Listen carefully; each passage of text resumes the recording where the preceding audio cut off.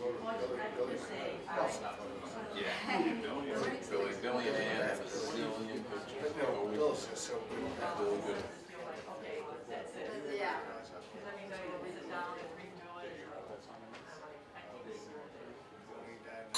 So I've known Paul since September 24th, 1984, the day I joined IDEA. And from that day till now, we're best friends. And one second about me, then about Paul. But that summer, July of '84, my dad passed away. And that was the most I cried in my life. And I have not cried like that as a grown man till this. I love Paul. I miss him so much. I'll cry. I don't care. I'll babble like a fool, but I'll cry. I love Paul. So, and I need glasses too. I'm so old. I'm trying to be brief, but I'm one. Billy, you're in charge of the hook over there, right? Again, if Paul were here, I definitely want to piss him off. That's what we did. We loved each other. We pissed each other off. I was told to be brief, blah, blah, blah. I met Paul in 1985 on the football fields in East Fishkill. We were not on the same team. So it was his job to block me, and it was my job to block him. So everybody knows Paul says, I lost 40 pounds, so think me a little bigger. So we had some epic collisions. Epic. Good thing neither of us were fast. So we would like run up and like, whoop, oh no. So usually I would bounce off of him or he'd bounce off of me, but we had quite some battles on the field for several years. The nice thing, at the end of the game, we'd go to Henry's and have a beer and forget all about the battles on the field. I'll beer, just one. Yes. Just one. And then, you know, I knew Paul, you know, as a foe there, but we didn't really become really close friends until Joe Eckelman took us to a Vikings game. And Paul worked with Joe, and I was on Joe's football team, and he knew I was a Vikings fan. I didn't know Paul was a Vikings fan, so at the Vikings game, we became very good friends. So, Be able to attend on Monday. Please pass my deepest sympathy along to Paul's entire family. I will miss my friend. Hopefully he will be there looking down on me in Vegas, one of his favorite places. So, then he shared this story. My favorite memory of Paul is from one of our bus trips to Mohegan Sun Casino. A few of us, including Paul, would join a largely senior citizen type crowd of people who would take a bus from Fishkill on a Thursday morning. The bus would make one more stop in Carmel before heading to the casino. On this particular day, the bus was fairly empty, so we took some seats close to each other. There were clearly many seats available for the folks boarding at Carmel. When we stopped at Carmel, a few elderly people boarded as expected, but one tiny old man walked up to Paul and said, "You're in my seat." Paul just looked around at the empty bus, looked back at the guy and gave him the munchy smile for a second, and then moved to the back of the bus. Poked the big man in a soft spot. Oh, how that look killed. I'm really sorry that you got blamed for my untimely illness that came suddenly after my bachelor party. I almost convinced my beloved to just say no. Sue's mom gave you the evil eye more than once at the wedding, but she will give you a hug now. So many fond memories of E Aisle in Building 630. I'm sure many are in the room today. Hello to all of you. Too much time passed, careers changed, but friendships endured. I've attached two pictures that made me smile. One from Sue's surprise party, and one from Jim Derinis back in 2014. Miss you, man. Our world was a better place because of you, and you just improved the IQ of heaven. That was really sweet. So I was also one of those EIO people. I was really lucky in Building 630, along with Glenn Holmes, Glenn Froese, Jim Ryan, Gary, Dave Hoy, Rich, Steve, Jim Eckhart, I was your of course. child. Okay. I was trying to remember. After a few years, our work path did slightly diverge, so I didn't see Paul so much day to day. But when I would see him, maybe once a month or something, it would just pick up right like it left off. And that's how Paul was, just a loyal friend forever. Once he was your friend, he was your friend. Thankfully, a few years ago, I got to join the analog team. And once again, we get to see each other multiple times a day. And, So we make the finals, and so I said in my note after that game, back to the team, I'll finally calm down and leave you with a song about a man we all know and love, but whose head is slowly swelling due to his recent astute b-ball performances. We all also know, we've all talked about size of Paul's head. We all also know the last thing this man needs is any more unnecessary swelling of his cranium. So, this is the hard part. I have to sing. This is an ode to Paul Muench, and it's to be sung to the theme from the 1960s cartoon Spider-Man, Friendly Neighborhood Spider-Man. I tried. Bill, want to sing with me? He's better than me, I know that. Garbage man, does whatever a garbage can. Is he strong? Listen, bud, he's got Meisterbrow for blood. That's right. Wherever there's a foul shot, wherever there's a brick shot, you'll find the garbage man.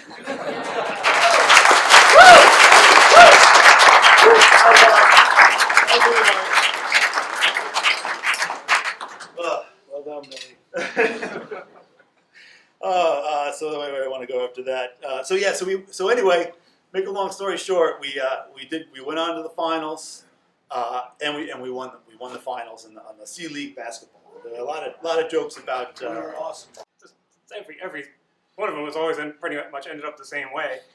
And it would be, talking about sports and blah blah blah blah blah, and who should make the Hall of Fame, who's gonna make the Hall of Fame, and Paul telling the same story, commiserating about his Vikings for the 500th time.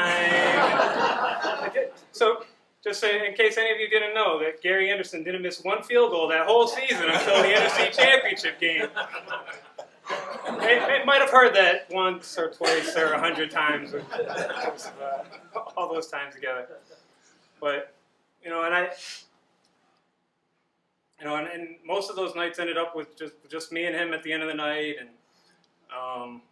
and the last night before he had his diagnosis, we went out with Kevin and Powell, and we actually hadn't all gotten together for a drink in a while, and it just so happened again that at the end of the night it was just me and Paul, and it's just the little things, right? It's not like a big funny story or anything crazy like that. It was just two guys hanging out, shooting the shit for hours and hours, and we didn't talk politics much because we didn't really agree too much, but we were talking politics. But it's funny because in this age that we live in now, where it's so polarized both ways, and the sides just completely can't even have a real conversation with each other.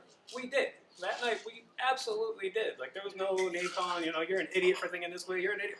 It was just a good adult conversation between two friends that just happened to not agree on this topic.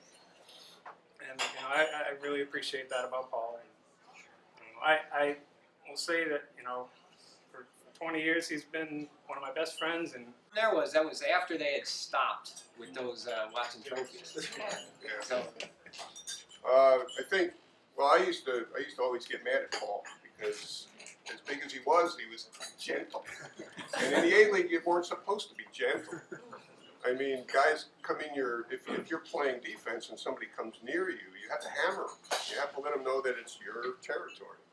And Paul just didn't do that. I mean, I used to yell at him and scream at him, but he ignored me, which I guess is my wife does the same thing. But he was light on his feet.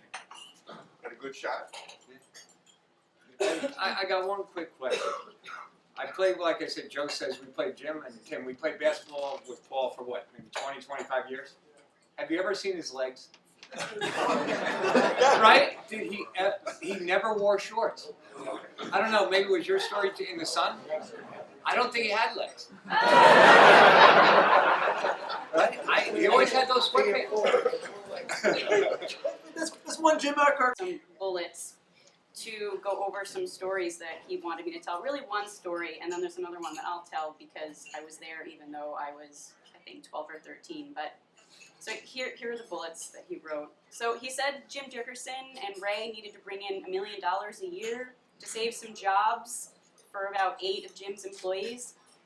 Apparently he told me Jim said that. I feel like that's you have to have some serious cojones to say that you're going to bring in $1 million to do that. But hey, that's okay. So I guess he said that, and that my dad and Carl Buscaglia were tasked with the job of doing that. Carl worked with Austin, and my dad worked on selling the design services to outside companies, and they got a contract with the NSA, National Security Agency, in case no one knew that, at Fort Meade, Maryland, and I guess Mike Wood and Rudy, you would remember that. And I guess they got another contract with Hughes Corporation for an SOI chip. And I guess the big thing is they got a huge contract with Teradyne in California to do a joint IBM Teradyne design of a custom BiCMOS chip. My dad said that he needed the best analog designer that he could find from IBM, so he talked Paul into signing up. Who else, obviously, who could he ask? I promised To bring the problem to him on a Friday afternoon at like 2 o'clock. So I walk into his office and say, I found something down the lab. He's like, why does this always have to be on Friday afternoon? And you have to think about it all week. So some of you in here have some pretty big shoes to fill, and you're going to get some Friday afternoon visits to your office. So show me a little mercy, because the big man always did. Okay?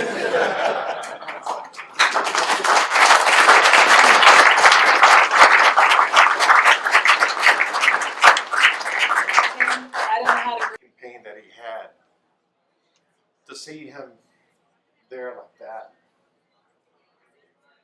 was hard. I was there again on Saturday, and Paul really would have loved that because Bill was there, Bob and Julie. Good afternoon. Good afternoon. Good afternoon. If I could have everybody's attention, please. We're actually going to get today's festivities started. This is a celebration of life for our friend and family member, Paul. Exactly. The Munch Man. And so, the Munch Man. So, Jim, you're doing a great example of any way you want to celebrate his life today. If it's with laughter, if it's with tears, if it's with a toast, if it's clustered around a television set, looking at his awards, hugging each other, getting to meet his family members who are here. Any way that you do it your way, and let's have a celebration that is worthy of our dear friend Paul. The fact that we have purple and gold napkins for the Vikings starts this off very well. But with that, I'm also we have Pastor Greg Higgins here today. He's the head pastor of the Parish of the Five Churches, which is a cooperative parish of the United Methodist Churches in Bangor, Elizaville, Millerton, Pine Plains, and the Road Church in Milan. So without any further ado, Pastor Higgins is going to say a blessing, and then we're going to pass it over for a few words from Paul's sister, Piana. So there you go, Pastor Higgins. Thank you. You're welcome. I am appreciative of being here with you today. As a person who spent 30 years with IBM, I know what the family is like, and I'm thankful for that. I'm thankful that you have come together to celebrate Paul's life and to remember. As I understand, Paul was a master inventor, and I'm told that he had an incredible memory. Not only did he have an incredible memory, but I am sure with you, he has made incredible memories. And so today, as I offer this prayer, I ask that you take a moment, and I know later you're going to share those memories with each other, that you will remember for a moment. And I will offer a blessing over the food, and then we will go on with the joyous celebration. This is just another part of the joyous celebration. We know that in life, we all have a time that we share together, and then there's a time like a ship, we move on and we go to the horizon. Though that does not mean that we are gone, it just means that we presently don't see you. But we are thankful that we have the opportunity to share and to care about each other, to love each other, and to give each other connections and relationships that carry on in life.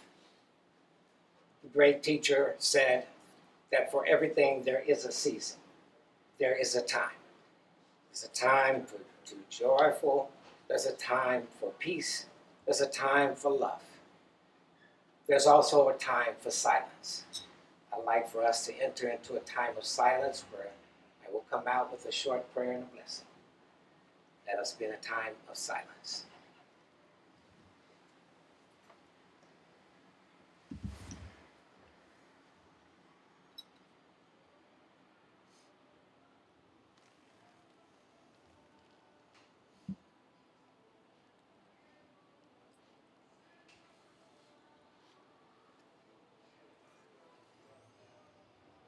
Loving and providing God,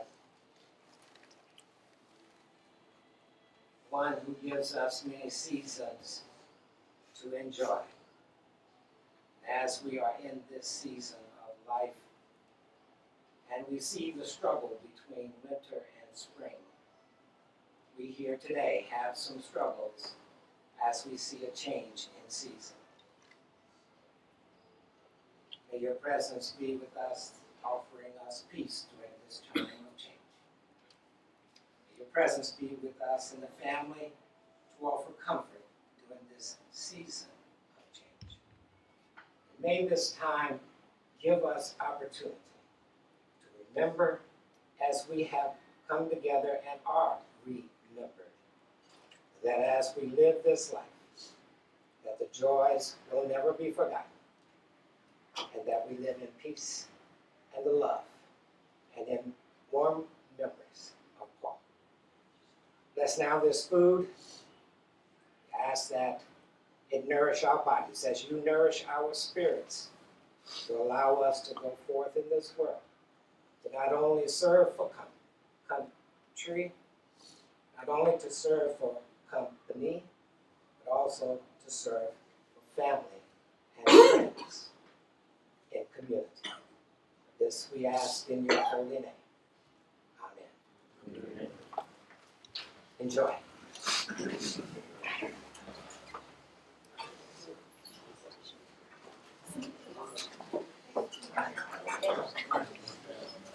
Okay, we are actually going to have Paul's sister Pam say one message here before we start to eat.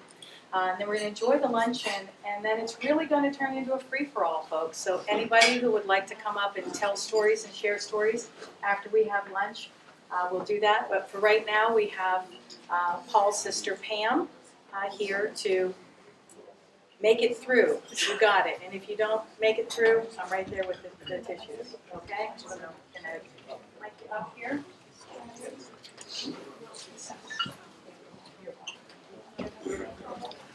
Hi, my name is Pam Muench, and I'm Paul's sister. My parents and I would like to thank everyone for coming today to celebrate Paul's life. Paul had two families. He had the one that he was born with, and he had the one that he worked with, and that is all of you. Growing up with someone that had a brain like PD's wasn't easy, and I'm sure that all of you found out the same thing. With us being only 16 months apart, made it a challenge following in his footsteps. PD graduated at the top of his high school class and went on to graduate from the University of Illinois in 3 years. All through high school, we had the same teachers. He was the brain, and I was the athlete. PD loved history. He used to read history books all the time, and he also had a great memory. He could read something once and would remember it forever. I remember his junior year during history class. His teacher was talking about some war during class, and Petey told the teacher that her facts were wrong. Now, as the teacher researched it, she found out that Paul was correct. As a teacher myself, I'm not sure what I would do if one of my students told me that I was wrong. So this is something I will never forget. When my brother told me that he had cancer, I was so worried about him going through this by himself, being so far away from his family.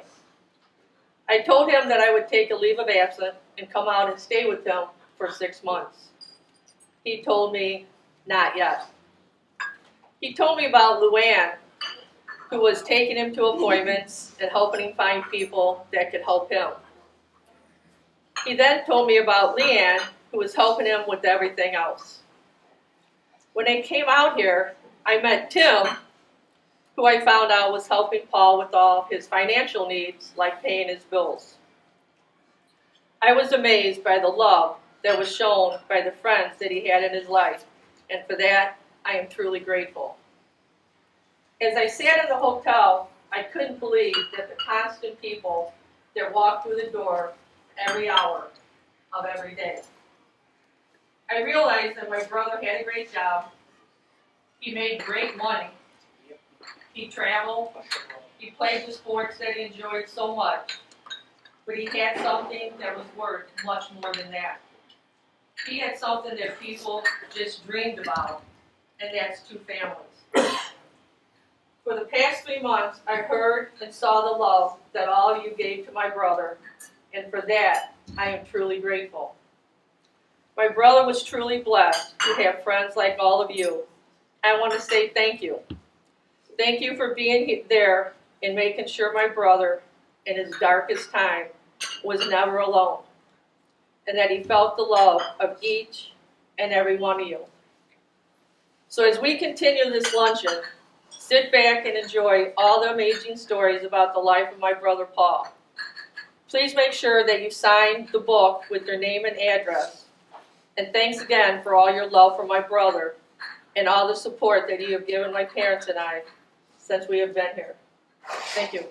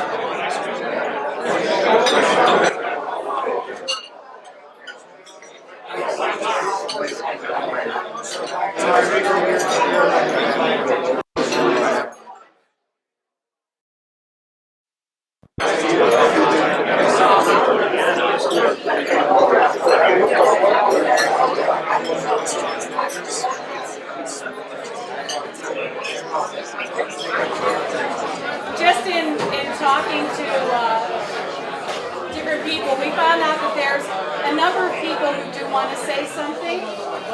So we're actually going to get started and do that. Most of you know Jim. Babbling geek. So Jim is going to say some words. I'm using words Paul would use on me. I'm the babbling geek, Dr. Dick. So that's me. Do I have to get the hook out already? This is what Paul would say. Okay. You let me know if I need to get the hook. I will not compliment myself. All right. Once. So I've known Paul since September 24th, 1984, the day I joined IBM. And from that day till now, we're best friends. And one second about me, then about Paul. But that summer, 7th July of '84, my dad passed away. And that was the most I cried in my life. And I have not cried like that as a grown man until this. I love Paul. I miss him so much. I'll cry. I don't care. I'll babble like a fool, but I'll cry. I love Paul. So, and I need glasses too. I'm so old. I was told to be brief, but I'll go on. Billy, you're in charge of the hook over there, right? Again, if Paul were here, I definitely want to piss him off. That's what we did. We loved each other. We pissed each other off. I was told to be brief, blah, blah, blah.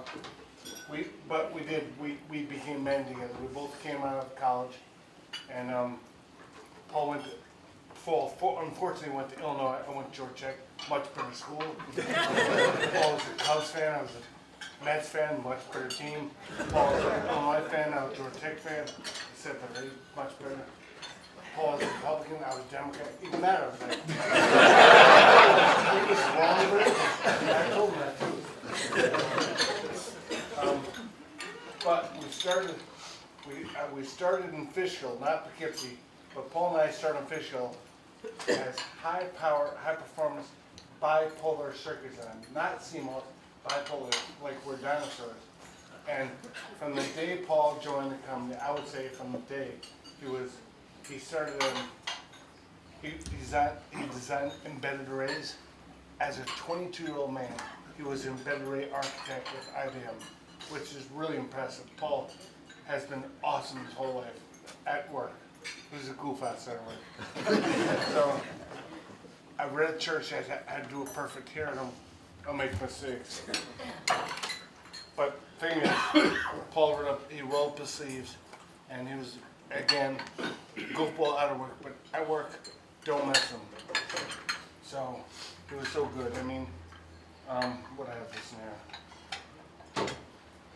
here.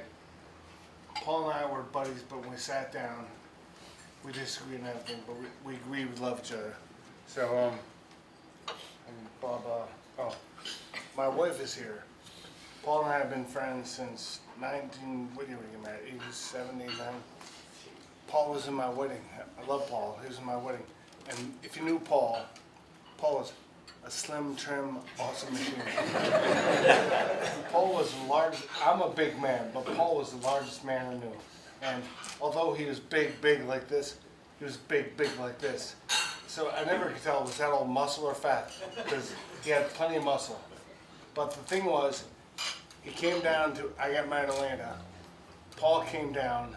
I wanted to be a wedding, but I knew Paul would have a hard time renting a tuxedo because he was not on the shelf size, you know what I mean? So I had Paul read at the wedding because I love Paul. I didn't want to embarrass him, didn't want to humiliate him, so he was in my wedding, but I didn't want him to wear a tuxedo. And a funny story, again, this is good funniness. It was 95 degrees the day of my wedding. Billy was there, Billy was in the wedding. We're all swimming outside because it was 95 degrees. Paul sat by the side of the pool in a flannel shirt and jeans. We're like, Paul, come on. You could watch the sweat. Jim Ross said, no, I'm fine. That was Paul.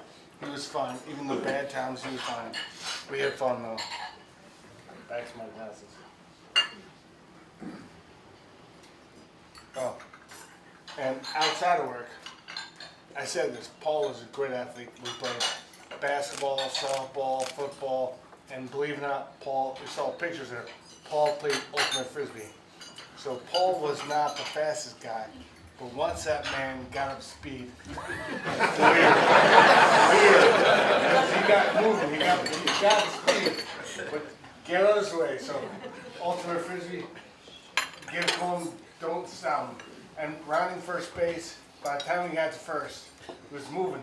So he stretched out of singles and doubles because he didn't want to stop at first. But again, I am flooded with tremendous memories. We grew up there, right? We were boys. I was a boy. Paul was a mature adult. I was a loser. We became men together at IBM together, and at work. Now this is me for a sec. I wanted to be the best. Arrogantly, I thought I was the smartest guy at IBM. I worked hard at school, get my PhD. However, there was one man I always debated about with me and with him. Who was smarter? Paul. Paul, as his sister said, Paul was brilliant. If you said A, B, C, D, F, any letters, he would send it back to you. So if you committed to Paul, lock it down. He didn't forget it. So the thing about that's important to me, when anything in life, as and the new hires here know that work with him, if I sat down with Paul and I was unsure of anything, technically about how I was behaving, about politics, about anything, if I was unsure myself, if I survived Paul pounding the crap on me, I knew it was okay. So that was awesome. Paul, am I okay? I never asked that, but if I now people know him. If I got off that table or chair, I was still alive. I knew it was okay. I knew it was okay. So I have to catch up myself here. Like I said, when I doubted myself in anything, going to Paul, getting a thumbs up from Paul, was a gift from God. I love Paul. Paul, I mean, again, I'm arrogant. I want to be the best. Paul was the best. My best friend, the best engineer I knew at IBM, the smartest man I know. And we had great times with him. I see that picture right there. That's the best. The best. And that's Paul. I miss you, Paulie. So I'll be cool, I'll be brief. Now, I'll take you home.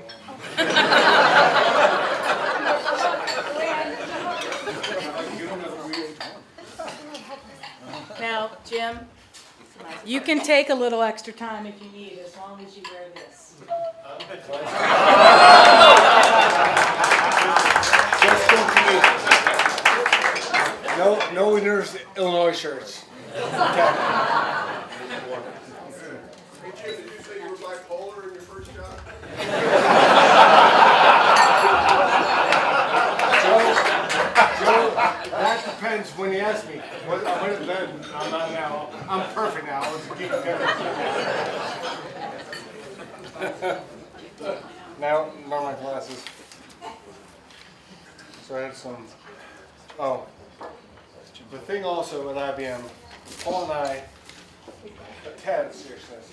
Paul and I always wanted to be the one to work on the most difficult stuff. We hated working on the boring stuff because Joe Schmo could do that. Paul and I said, we're the best. Give us the best you. And we did. We got working on PLLs, all analogs. Paul and I say I, be nice, but Paul revolutionized the way. Nobody realized building an analog circuit in a digital environment was very difficult. Actually, Tim McNamara figured it out for us. But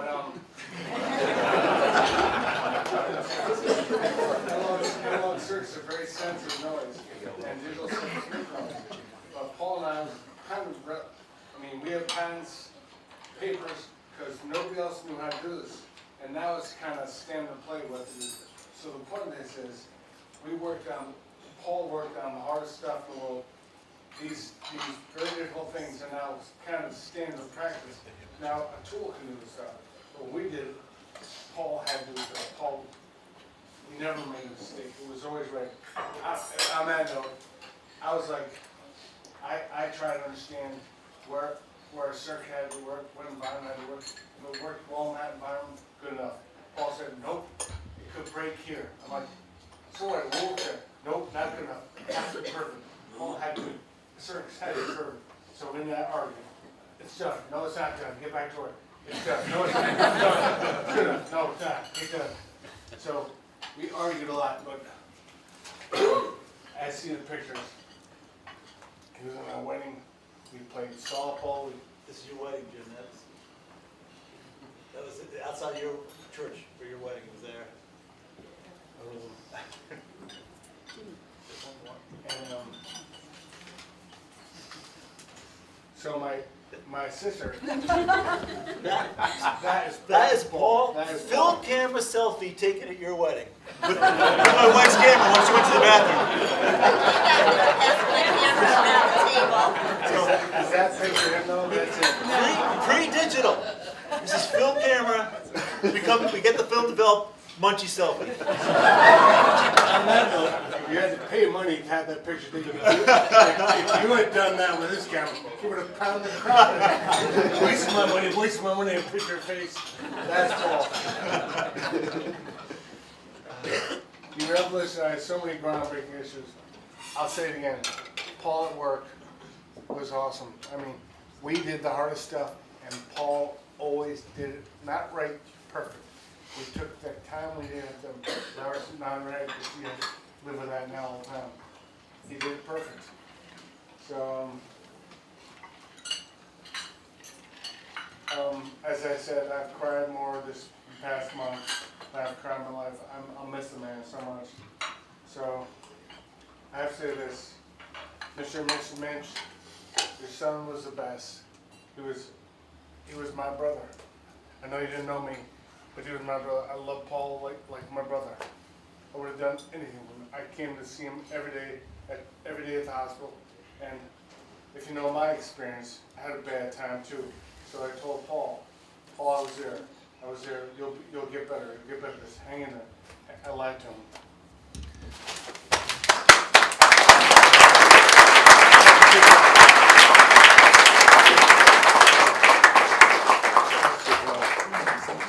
So Jim and I spent a lot of time visiting Paul. Did I get 2 minutes to say something? You get 2 minutes. I don't need the microphone. You do, it's actually for the video, Okay. it's not for these fine folks. Here. I get that. You got no pockets that are illegal for me to go Okay. into.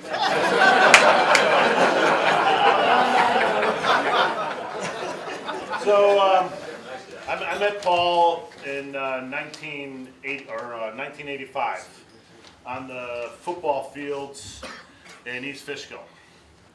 We were not on the same team. So it was his job to block me, and it was my job to block him. So everybody knows Paul says I've lost 40 pounds. So think me a little bigger. So we had some epic collisions. Epic. Good thing neither of us were fast. So we would like run up and like, whoop, oh no. So usually I would bounce off of him or he'd bounce off of me. But we had quite some battles on the field for several years.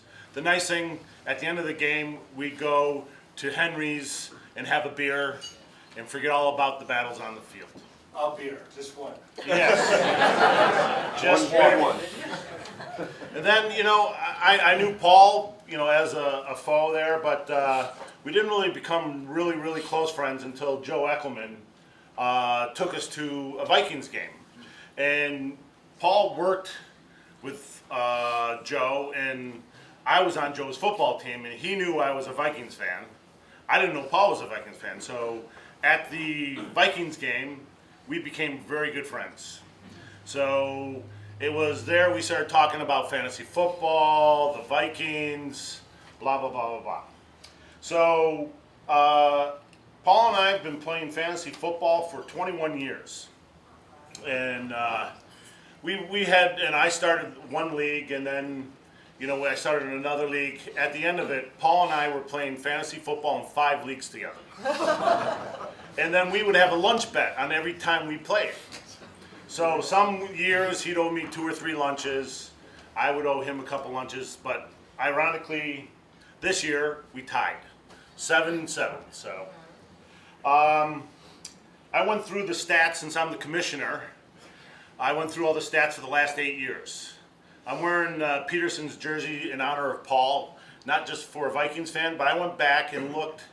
Paul drafted Peterson 6 years out of the last 8.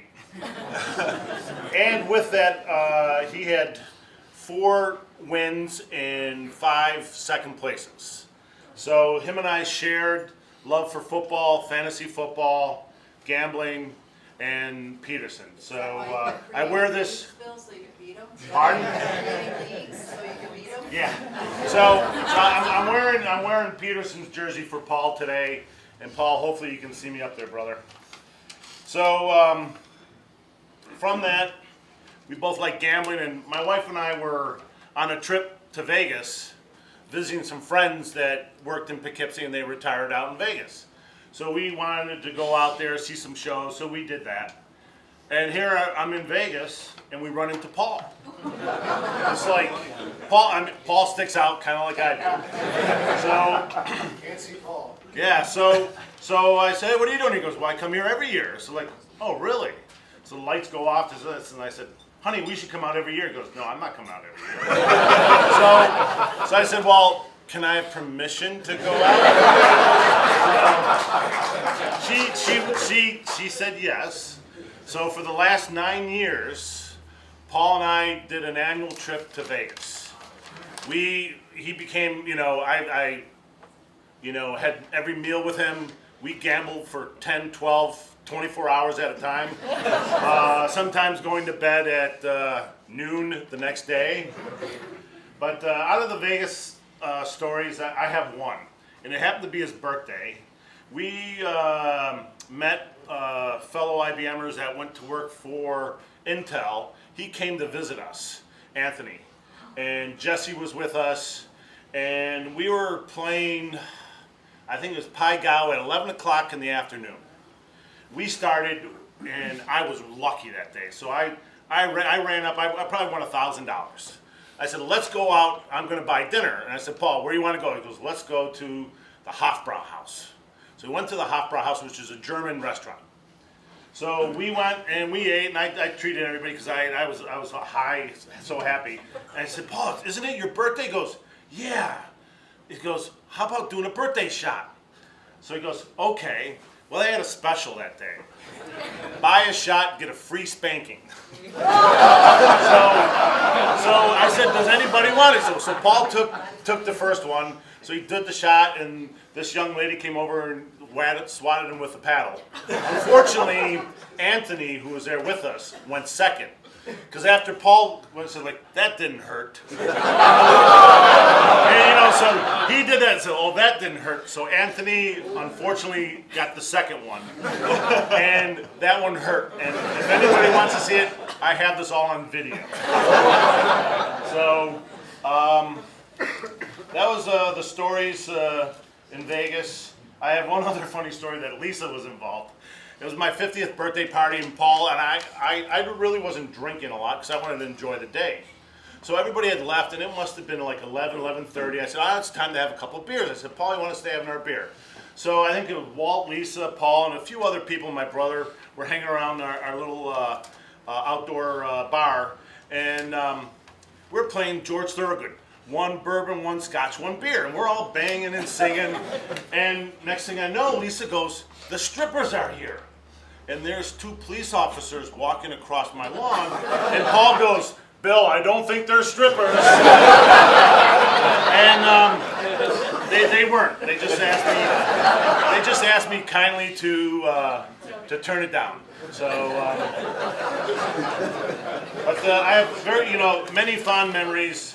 But Paul was very close to me, and I was close to him, and he was so kind to my kids. He would come over, he would engage, what homework you're doing. Paul was part of my family. My kids, my wife, we took him in, and he's going to be missed. And I just want to say I loved him, and my family loved him too. And everybody, amen.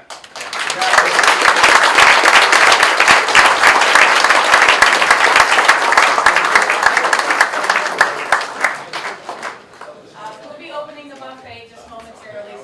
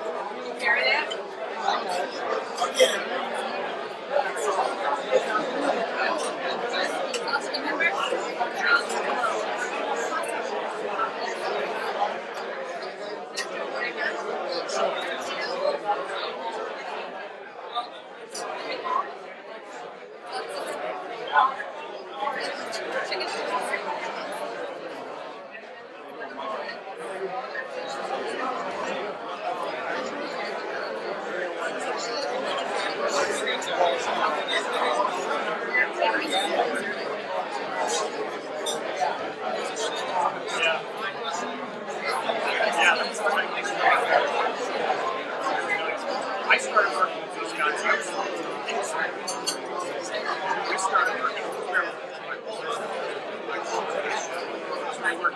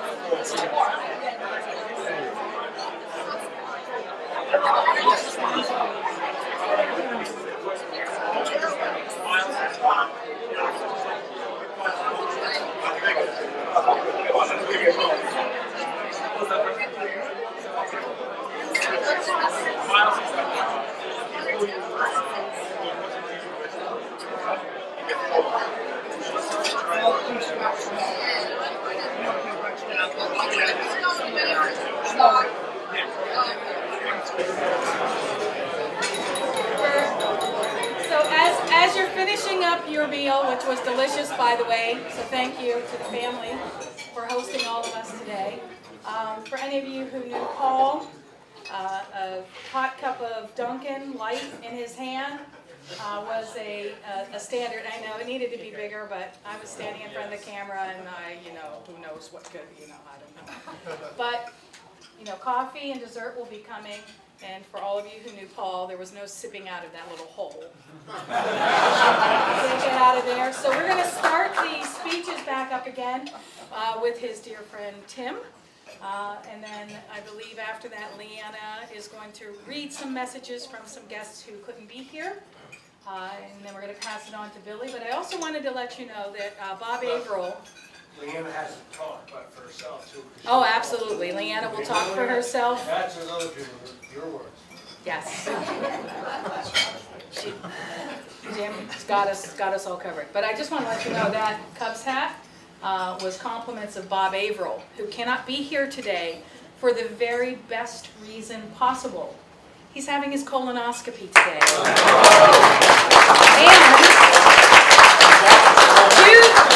And to that end, I want to tell you 3 things about that.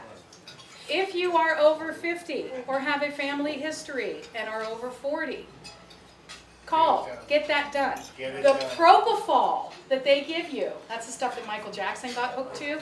It was so good. Oh, it is so good. And the prep is nowhere near as bad as people say, so please do honor Paul's life. I got my first colonoscopy the other week, which is why I can tell you firsthand that propofol is awesome. But please do that, and I just wanted to say go Cubs from Bob Averill. The worst part of that is fasting. The fasting before. All right. And with that, Tim, I don't know how you're going to follow that, buddy, but go. I've had 3 colonoscopies, so I can attest to You only have to be better than a colonoscopy. Set the bar low. All right. So first I want to read a note and a letter we got from a dear friend of Paul's and a lot of ours, John Deegan. John could not make it here today, so he sent this to me, and I told him I'd be reading this.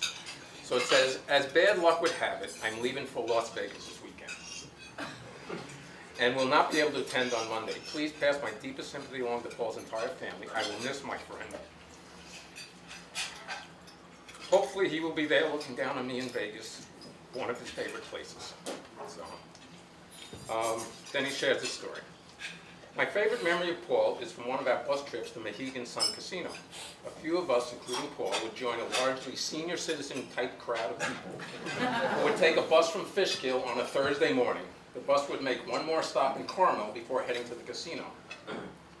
On this particular day, the bus was fairly empty. So we took some seats close to each other. There were clearly many, many seats available for the folks boarding at Carmel. When we stopped at Carmel, a few elderly people boarded as expected, but one tiny old man walked up to Paul and said, "You're in my seat." Paul just looked around at the empty bus,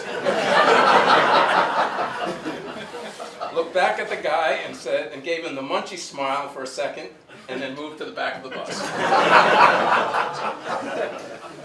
And to make sure the man got his seat.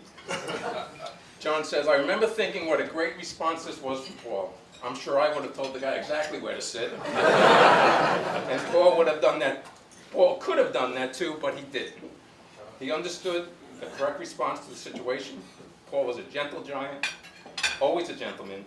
We loved him for that, exactly for that reason, and I learned a lot from him. John. Thank you, John.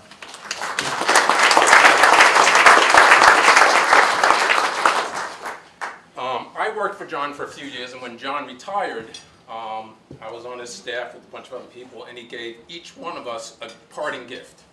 So John was an avid golfer. He had this golf ball in some water that you had to try to flip up to land on a tee, and every one of our staff meetings, one of the guys was always playing with that, so he handed that to them. And at the very end, he goes to me, and Tim, I got a very special gift for you that only you would appreciate. So he hands me this. So this stayed in my office, hanging up there, and every time Paul would visit me, he'd look at that and go, take that down. And I'd go, no, this was a gift from John, it's staying right there. And then I saw when we were gathering pictures, various people had copies of this. So it made its way around. Made the slideshow. So Bill Bornstein, should I talk to you first or at the end? All right, Joe Eckerman told me this, and I don't know if it's true, but I had to ask. So, what's the saying about Vegas? What happens in Vegas stays in Vegas? Yeah. Joe says he swears he saw a picture where Elvis married you and Paul. Is that true?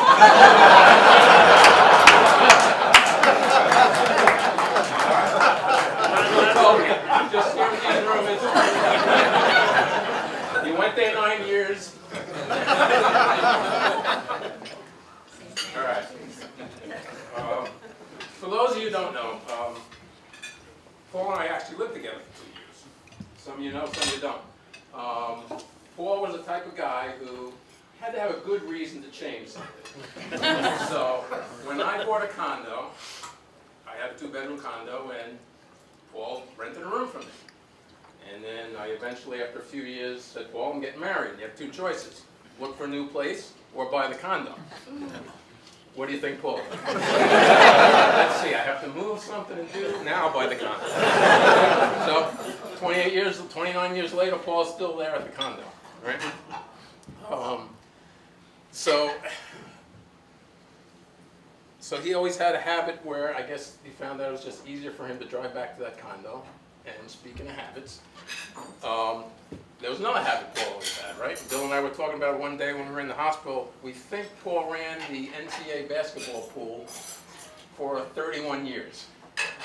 So Paul was not a leading edge technology user, even though he was designing bleeding edge technology. So for most of those 31 years, he would make a hard copy of the rackets, handed out to everyone, and everyone had to fill them out by hand, sign their name, and Paul would get a stack of 40 or 50 or 60 of these things, and every weekend he'd start grading them and seeing who's leading and stuff like that, and then on Monday morning after the weekend, all right, Paul, who's ahead?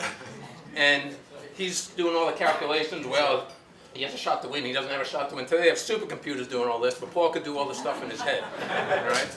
So the interesting about that is we always joked around Paul about, how do we know, you're not fudging this things here. Turned out, he didn't win his pool for the first 25 years. And he was the only one grading it. So he could have easily slipped one in there and said, oh, look, I won this year. But he never did. It wasn't until we went to, I think, the electronic thing is when he actually won for the first time. Just recently, he won for the first time. So honesty runs with him. So the second note about our pool, Paul and I always refer to that pool, and I know a few of you are out there, so I won't name any names, but we referred to those little tickets with names on it as our get out of jail free cards, because you're not supposed to gamble in IBM, and there was no money exchange, but we had names of the managers on it, so we always felt it was good to have this in our back pocket. Now, I know Paul always kept all these things. We didn't know where, but Billy and I broke into the office over the weekend, so we have them. Thank you. Job security. Job security, there you go. All right. All right, so the other things here, and this is mentioned a couple times, Pam mentioned that Paul was the brains and she was the athlete. Well, Paul was a pretty good athlete. I mean, we played softball together, basketball together, ultimate frisbee, okay? We won watching trophies in every one of those leagues, okay? Have some funny stories from all of them. One of them, after the softball games, we'd always go to Zamario's and get a double garlic, hot pepper, pepperoni pizza. And Paul would get to go home to the condo by himself. Some of us had to go home to our wives, where we'd say, man, that smells. And I was just talking with Darryl that Paul was always still doing that years after that, getting that type of pizza. I know Glenn Frosey's out there. I tell him I'm going to tell this story that Paul was the biggest target you could be. He played first base, okay? And so, throw the ball to Paul. Well, Glenn was our pitcher. And when Glenn would catch the ball, which wasn't always, but when he did catch the ball, he could not throw the ball to Paul. It'd be 10 feet over his head, 10 feet to the right, and Paul would have come in, Glenn, how much bigger target do you need? There was one time where Glenn couldn't even get the mitt out, and he threw the mitt and the ball. The ball caught that. And then the other story was, and I know Jim Dickerson's here, but we played for the championship against the managers, right? So it was Bob Inserto's team, Ray Ferrari, Jim Dickerson, Rascovian was on the team, I forget who else. I think Deegan was on the team. And we always sat on the third base side, and we started sitting on there, and Bob Inserto was like, no, you're on the first base side. And we're like, nah, we sit here, Bob. And he was like, kept insisting, no, you got to move to the first base side. And he's going up to Paul, because Paul was the captain, move your guys over there. And Paul's like, So, at the start of the game, we go out, and I was with Paul, we go out to the umpires, and Inserto's going, you got to get these guys to move. And the umpire's sitting there going, what are you talking about? He's going, you got to get these guys to move to first base. And the umpire's like, no. And he goes, well, I'm officially cranked. No, he goes, well, I'm cranked. And Paul just goes, officially cranked, Bob? and he goes, yes, I'm cranked officially. And then Paul comes back and goes, okay, Bob's officially cranked, guys. And we're like, okay, Bob's officially cranked. So we still talk about that. And then obviously practicing basketball once in a while, I would get to cover Paul during our practice sessions. There's no moving Paul. And then Paul wanted me to play football once. We were playing softball, basketball. So I'm watching some of these football games. You have a guy like Bornstein. You have Mike Kropp, Joe Eckelman, Paul, Jim Eckert, Bill Hewitt, and they want me to play with these guys. I'm like, no. I am not not playing with those guys. So I ended up playing ultimate frisbee, where I got carted away in an ambulance. That was a non-contact sport, by the way. And Bob Safranci had his cornea scratched in that game, so you would knocked out a guy also in that game. But that's non-contact. And then finally, nicknames. I know your name's pronounced Muench. He was never Muench. He was always Muench. Munch Man. He was always Munch Man, right? And he would tell us for years, it's Muench. No, it's not, Paul. It's Munch. And then the other nickname, we had a bunch of nicknames. One of them was, I'm going to tell a story with Joe. I was ordering a bicycle helmet one year, and I was telling Joe I'm ordering a bicycle helmet, and he goes, oh, I need a helmet too. You know, order me one. I go, well, what size is your head? And he goes, I don't know, what do you mean? I go, well, Paul's got a huge head, and you know, he told me the story where when Paul was in high school, when he played football, they didn't have a helmet to fit him. They had to actually go out and order a special helmet because his head was so huge. So I go, well, you got to measure your head. So I go over and measure Joe's head one day, and it's the same size as mine. And I'm sitting there going, how can a big guy like you have such a small head? And you got Paul over here with a watermelon on there, and then I realized, most of Joe's brain power went to go keep his body functioning, very little intellectual ability, where Paul was the smart guy, and had all that intellectual ability, and just a little keeping the body functioning.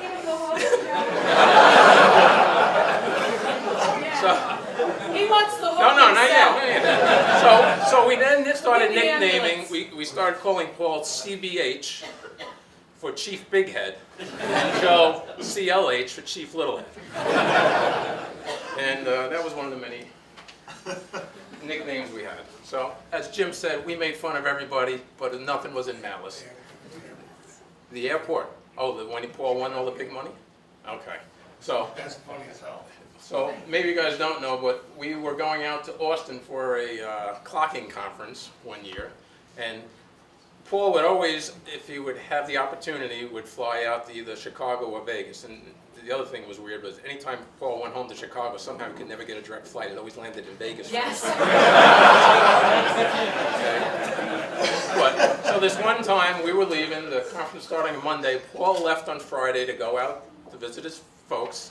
And he was going to go gambling. He said, I'm going to go on some riverboat cruise, gambling things or something. So we were going to meet him on Sunday at the airport in Chicago and then go back and then head on to Austin. So we're all there meeting and we see him in the airport and we're saying, so how did the gambling go? He goes, pretty good. I go, what's pretty good? He goes, I did good. What's good, Paul? Did you win $100, $1,000? He goes, no, slightly more than that. I go, how much more? And he goes, 6 figures. And I'm sitting there going, 6 figures? How much did you win? $118,000. He was dealt a royal flush. And he had this side bet, some progressive pot, and if you didn't put the dollar in the side bet, he would have won like $1,000. But because he put the dollar in there, he won $118,000. So needless to say, we made him buy us a few drinks. Right, we kept putting. He didn't want to say. So those are my stories of Paul. Awesome. Thank you, Jim.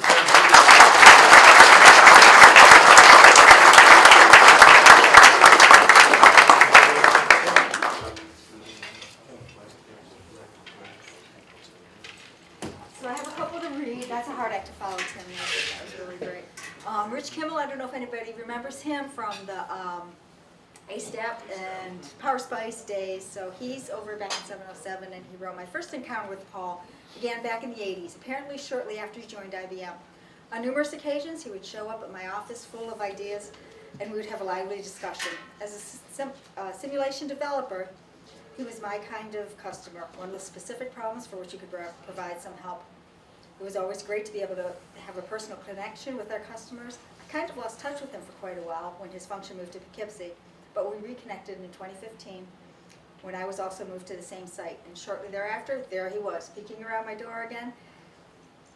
I was pleased to find out, aside from a bit of gray on both of us, I might add, he hadn't changed a bit. Pretty soon he was sketching out ideas on my board, and once again we had an enjoyable conversation.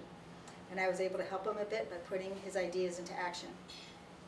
It was with great sorrow that I read of his passing. My condolences go out to his family. And to the others who knew him so well, he will be missed. Jim Strom sits in Rochester, Minnesota, and one of the PLL designers, along with Paul. And as Jim said, PLLs are just not easy beasts to tackle. One time on the phone talking to Paul, it was in the fall, and I was in Minnesota, he was in Poughkeepsie. I forget what we were talking about, but right before wrapping up, Paul said something like, "So, what do you guys think about Brett Favre up there?" And I'm thinking, what the heck is that? We continued chatting, and I found out that he's such a, even though he's from Chicago, he's an avid Vikings fan. So after that, whenever they spoke, they would bring that up. I enjoyed working with Paul when I got the chance. He's a great engineer and a great person. We're thinking of Paul's families, his coworkers, wishing you and hoping you that you all find peace in Paul being at peace. God bless Jim Strong. So Gary Hughes was a first-line manager of his for a little while, and he's in Dallas. He tried really hard to rearrange his schedule. Paul, you left us too soon. I enjoyed the last few discussions we had, and your wit and your wisdom were as strong as ever. I know you're in a better place now. Say hi to Seth, E., Gary Moore, and the other great friends and family who have passed. Now down to business. What a privilege to become your manager in the late 1980s. It was always refreshing to be reminded how stupid and uninformed I was. But you were nice about it. ECL circuits for Paul. For Poughkeepsie mainframes, a real man circuit, just like 450 horsepower engine that gets 2 miles per gallon. Year-end reviews were always fun. Kind of like a student grading the professor. But again, you were nice about it. I massively enjoyed your technical jousts with Steinbrew, kind of like the immovable object battling against the unstoppable force. They never ended, just changed content and days. By the way, how did you stuff all that cash from IBM and your winnings under your mattress? Conference Room 82, aka Gino's, is still my favorite place for strategy meetings and Steinbrew resolutions, which, as I said, never ended, which often led to late nights. Oh well. I'll never forget when my future wife, having already had several stirs in her drink, that's how she counted how many she'd had for the night, poked the big man in a soft spot. Oh, how that look killed. I'm really sorry that you got blamed for my untimely illness that came suddenly after my bachelor party. And almost convinced my beloved betrothed to just say no. Sue's mom gave you the evil eye more than once at the wedding, but she will give you a hug now. So many fond memories of E Aisle in Building 630. I'm sure many are in the room today. Hello to all of you. Too much time passed, careers changed, but friendships endured. I've attached 2 pictures that made me smile. One from Sue's surprise party and one from Jim Derinis back in 2014. Miss you, man. Our world was a better place because of you, and you just improved the IQ of heaven. That was really sweet. So I was also one of those EIO people. I was really lucky in Building 630, along with Glenn Holmes, Glenn Froese, Jim Ryan, Gary, Dave Hoy, Rich, Steve, Jim Eckert. That was your of course. child. Okay. I was trying to remember. After a few years, our work path did slightly diverge, so I didn't see Paul so much day to day. But when I would see him, maybe once a month or something, it would just pick up right like it left off. And that's how Paul was, just a loyal friend forever. Once he was your friend, he was your friend. Thankfully, a few years ago, I got to join the analog team. And once again, we get to see each other multiple times a day. And, then he started becoming health conscious, and he and I walked the 710 loop. And of course, we tried to talk about work, and usually my thing to him was, why do you answer every question with another question? It's like, what do you think of having this, this opportunity for so-and-so, the new hire? And I said, why would you want to do that? Don't you? He was very and quick, and using his memory, it was almost infuriating. But like Gary said, he would always be nice about it. He always knew. So even socially, when you're walking around and say something like, oh, and then my dad's wife said this, and he'd be able to boil down the response perfectly. And not only that, with his memory. Well, don't you, 3 years ago, didn't you tell me blah, blah, blah, blah. And so it was really something. We will miss him so much. Paul Sr., thank you for this lovely luncheon. And one of the great things I did get was to meet his lovely family. Very, very wonderful. And thank you all.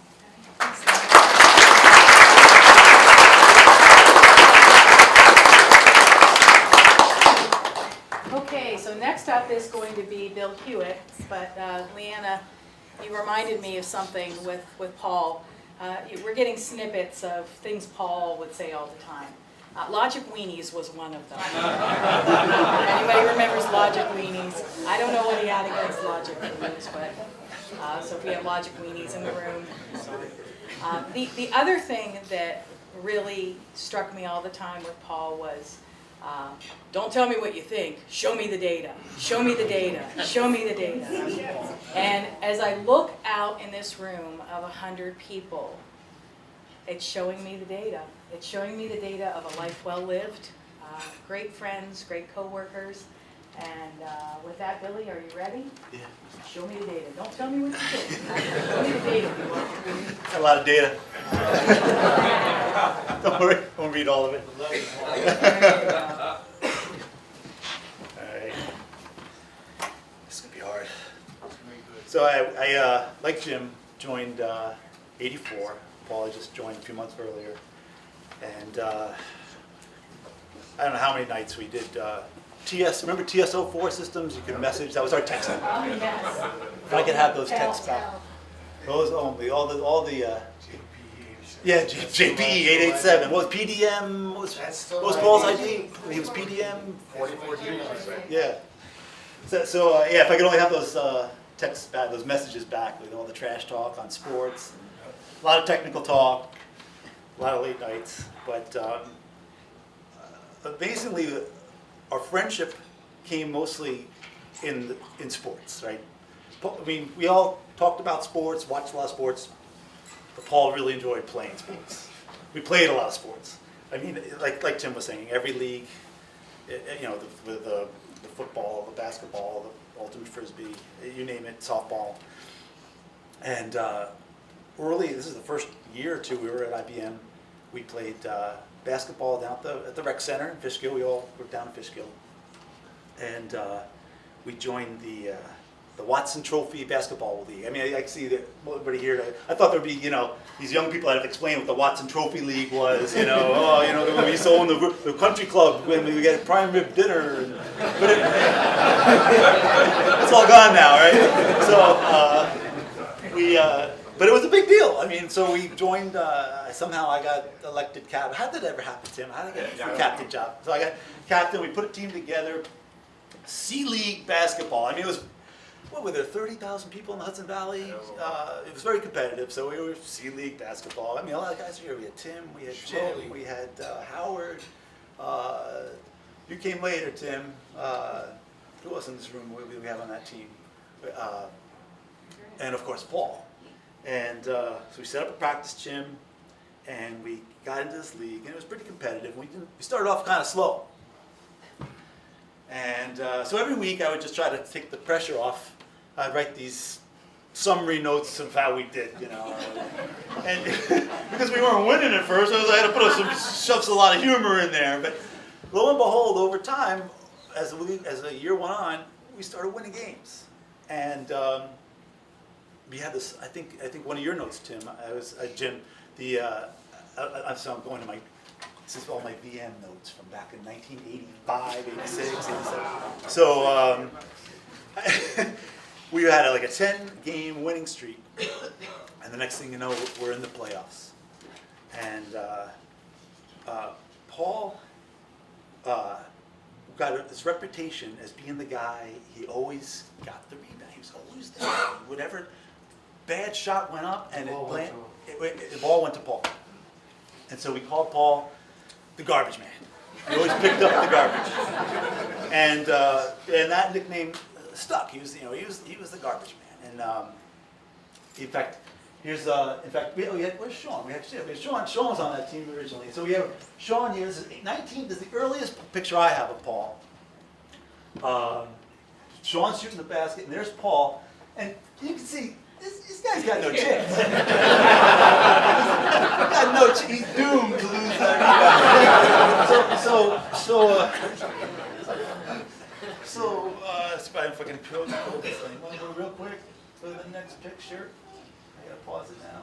So the next shot, they put a bigger guy out there. He's like twice as big as the last guy. Still doomed. Not gonna box out the Muench. So nobody boxes out the Muench.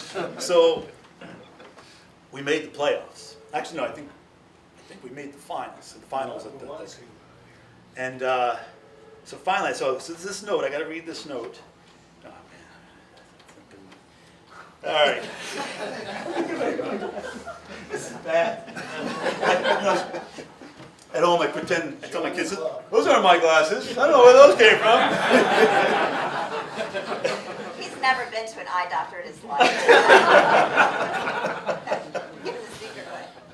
Okay, so we make the finals, and so I said in my note after that game, back to the team. I'll finally calm down and leave you with a song about a man we all know and love, but whose head is slowly swelling due to his recent astute b-ball performances.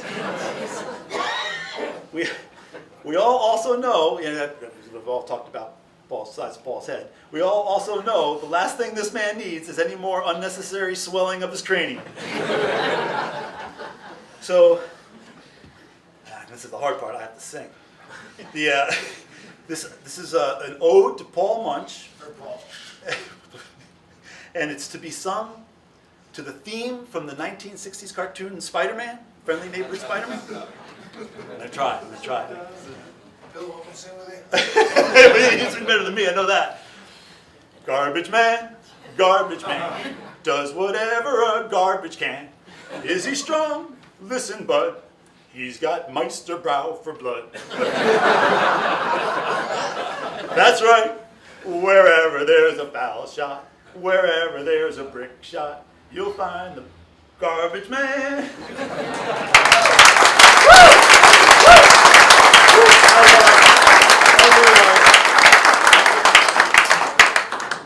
Well done, Billy.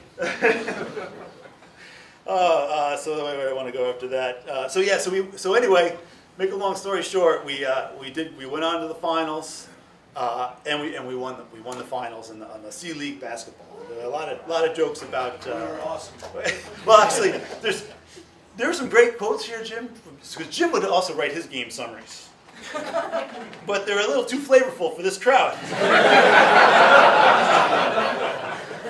I'm not going there. Billy, most would be half game summaries because Jim would get thrown out. That's right. Remember, I don't know how we recruited you. You were the guy. That's how my wife met me. You were literally the guy in Fishkill who would get thrown out of the most games for cursing at the ref. Right. And I remember, what was the game? We're playing, and Jim curses, and the ref says, "Watch your language." And Jim's like, "All right, so I won't date your daughter." And he just kept cursing.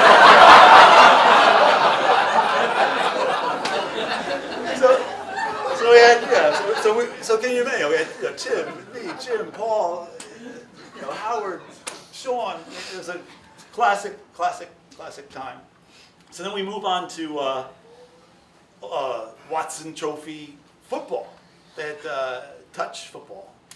Now, don't touch football. No. Joe Ackerman, Mike Robb, Bill Bourne. So you've heard the names. It was rough. It was very rough. And so, and of course, Paul was the poor guy on the offensive line. He was in contact. He left a lot of games bloody. And in fact, Sean was our quarterback when we first joined the league. And then Sean went and you moved to Washington, right? Yes. So I unhappily inherited the job. And I didn't know what the hell I was doing. And so we would, I'd get the ball, and I would just run. So I knew how to do that. I just run, wherever there wasn't somebody else, go knock me down. Paul would come back to the huddle. Billy, because he probably knew the only guy on the team who knew anything about football. And he says, "Billy, you got to stay in the pocket. I can't protect you if you keep running out of the pocket." I said, "Man, we got Joe Ackerman, I got Bill Morrison, I got Mike Cobb coming at me. We got to get out of there." So he would always say, and I was afraid to tell him I was afraid, but he always give me advice in the huddle. So what I learned was Paul had a deceptively quick first few steps. He was fast, athletic guy, and he had a good pair of hands. He's quick. So number one, to keep him from giving me a hard time in the huddle for not staying in the pocket, and number two, to advance the ball, I would send Paul out for these little ditch passes, right? So you get, I don't know if you don't know much about football, but the offensive guy can block a little bit and then roll off, and there's nobody there, and he's open, so I would just dump one over the middle of the Paul, and we would get a lot of first downs with me just dumping the ball to Paul. Plus, it was a nice, easy short throw. That's something I could handle. And there was one game towards the, I think it was, I don't know if it was a playoff or the championship, and we're going for the goal line, and I call that play, and Paul goes over the line, and I throw some piece of crap, dead duck pass to Paul, and he dove. Paul, the image is still in my head.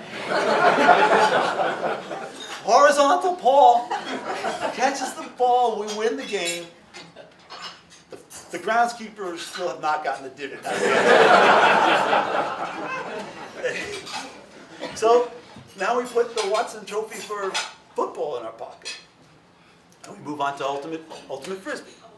And so we had a team with Paul on the team. It was a white team, right? And we won a couple, that league. In fact, I don't know, we got to put we'll let this thing run. We had a picture of Paul throwing the disc. It's coming up. But Paul's throwing the disc actually to Brad McCready. And there's one picture where he got it from you, I think, and he throws it to Paul McCready. But Paul was not a big thrower, but he was out there every game hustling up and down that field. It's a lot of running in ultimate. So we won the Watson Trophy, and was it a Watson Trophy even? I don't remember if it was a Watson Trophy. Yeah. It wasn't last year, but we didn't qualify. We didn't get to meet. Anyway, but it was like, do you see a trend here? Every time I'm on a sports team with Paul, we win the Watson Trophy. This is God's biggest rabbit's foot bunch, right? I'm sticking with this guy no matter what. I don't care if it's ballet. I'm going to go with Paul. So the next year, they split our team in half because we had won it 3 years in a row. Paul's team still won it the next year. So that's my Watson Trophy stories, all the sports stories. I had more. I don't want to take all the time here.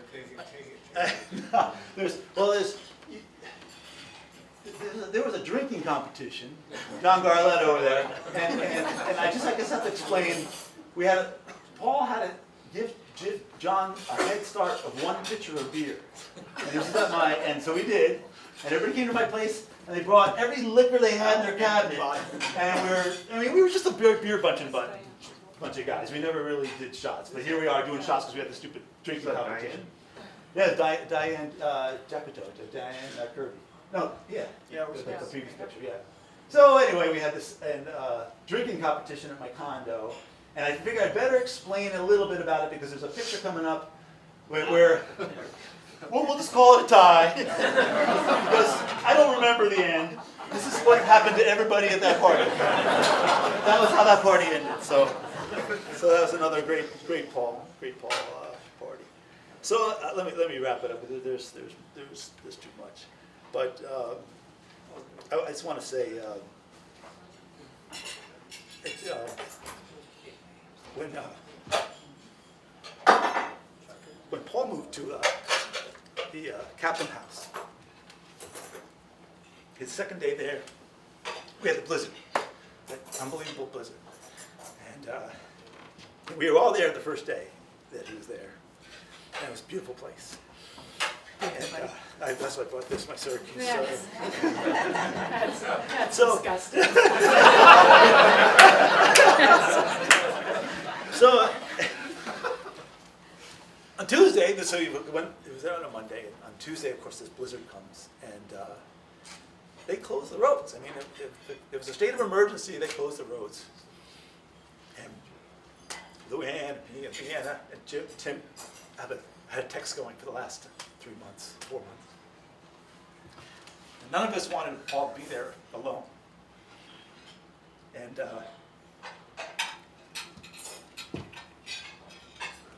Luann was in contact with the captain people. They were great, and they were taking, they were keeping an eye on him. And Luann sends a text out to a bunch of us and says, "Wouldn't you know this is just like Paul? He's making it hard.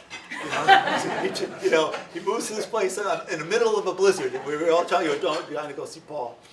And so, I responded how I said I'd let Luann know that one thing Paul and I always did. Remember this? Paul and I, every time we saw each other, Oh, jeez. we would smack each other in the arm as hard as we could. I mean, it was ridiculous. I'm surprised we could fire. We'd be going down the hall, Paul's going the other way, and it would be like as hard as you could. And I hit him, and it would phase him, and he hit me, and I would like big dents in the sheetrock as I hit the wall. And so I texted our group back. I said, when I told the story about how Paul and I would always punch each other in the arm. And so I said, this is Paul getting his last shot, But instead of my arm hurt, it's my heart that hurts.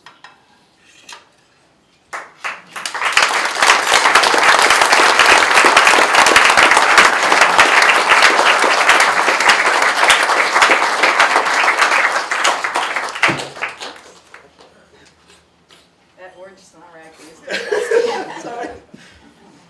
I think I've got an orange snot rag, wet snot rag. Sorry. Whose glasses are those? I almost used those. I think, are these Leanna's? Yeah. You'd have a wet pair of glasses if I used them. So Jesse's going to talk next, but Billy reminded me of something else. In the time that we spent with Paul during this, last part of his journey, it amazed me. And at the end of everything, we were at doctor's appointments and oncology appointments, and we were reading over pathology reports, and he was in the hospital, and people were visiting and continuing to visit, talking power reduction strategies for P10. And the thing that always happened at the end of everything for Paul, no matter what news he was getting, this was different times when the hospice team and the palliative care team were talking to him about, tough end-of-life option kinds of things. And at the end of it all, he would just go, we would say, Paul, do you have any questions or anything you want to talk about? And he always would just say, nope, I just need to figure out how to get back to work. So he loved working with all of you. And with that, Jesse, it's time to mic you up. Yes. Jesse. You don't have a pocket either. Youngster Jesse. Yeah, someone's got to speak for my generation, right? There you go. Because Paul impacted all of us as well. So, unfortunately, Bill stole my funny story, which was 100% true to the T, and you're actually lucky because I'm sure Bill could tell it a lot better than me. That was an absolutely hilarious moment. So, I'll start with a sweet story. So, as all of you know, one of Paul's passions is classic rock, and his favorite band was the Rolling Stones. And throughout his whole life, he had actually never gone to see the Rolling Stones. They've toured for 50 years, and he had never seen the Rolling Stones. So I'm like, Paul, we gotta go. And they were having their 50th anniversary tour. They happened to be coming to New York. I'm like, Paul, we gotta go. I don't care how much it is, we gotta go. And it was a lot. We gotta go. So I finally convinced him, and it really was like pulling. I'm like, Paul, this is your favorite band ever. But finally, I got him to convinced to go. We went to the concert. It was amazing. And I remember looking over him at one point. We had great seats. I looked over him at one point, and Paul's not an emotional guy, but he had tears in his eyes. And immediately I'm like, yeah, I can understand. 50 years waiting for this moment to see his favorite band in concert. But thinking back, I think the reason why he had the tears in his eyes. This is the first time I've ever told the story to anyone, by the way. The reason he had those tears in his eyes is because this was, maybe a month or so after Jim's accident. And we had talked a lot about how, if Jim was healthy, he would have been right there with us at the concert. And I could tell, and this was, this is early after Jim's accident, so things did not look good at all. And, Paul had, I could tell, looking over at him that, those tears in his eyes weren't about himself, about living in the moment. It was, for his dear friend Jim. So the man had a heart of gold. So, I mean, amongst all the things that Paul and I did together, and there were a lot, from poker games to softball games to trips to Vegas, fantasy football leagues. I might be number 2 behind you, Bill, in the number of fantasy football leagues I played with Paul. It's pretty close. I'll say right now, the thing I'll miss the most is, the nights out at the bar, and whether it be at GJ's with Gary and Dave and Biagio and company, or the after softball crew at the Cappuccino's basement with Daryl and company, and and these nights would always end up, every one of them was always pretty much ended up the same way. And it would be, talking about sports and blah, blah, blah, blah, blah, and who should make the Hall of Fame, who's going to make the Hall of Fame, and, Paul telling the same story, commiserating about his Vikings for the 500th time. So, just say, in case any of you didn't know, that Gary Anderson didn't miss one field goal that whole season until the NFC Championship game. They might have heard that once or twice or 100 times, all those times together. But, and most of those nights ended up with just me and him at the end of the night, and the last night before he had his diagnosis, we went out with Kevin and Powell, and we actually hadn't all gotten together for a drink in a while, and it just so happened again at the end of the night it was just me and Paul, and. It's just the little things, right? It's not like a big funny story or anything crazy like that. It was just, 2 guys hanging out, shooting the shit for, hours and hours. And, we didn't talk politics much because we didn't really agree too much. But we were talking politics. But it's funny because, in this age that we live in now, where it's so polarized both ways, and the sides just completely, can't even have a real conversation with each other. We did. That night, we absolutely did. Like, there was no name calling, you're an idiot for thinking this way, you're an idiot. It was just, a good, adult conversation between 2 friends that just happened to, not, agree on this topic. And, I really appreciate that about Paul. And, I will say that, for 20 years, he's been one of my best friends, and I'll miss him to death, so.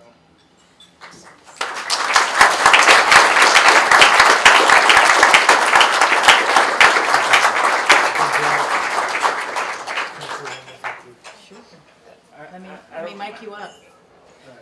We don't want to miss a word of this. No, it's cool. There's 2 seconds. Who's this guy? 2 sentences? All right, then I'll hold I it. have to mention something. Paul and I, and another man who's not here, bless him, Seth Litterbacher. Paul and Seth were like inseparable. They disagreed on everything, but they loved each other more than anybody knew. So Seth, take care of Paul, please. I love you both.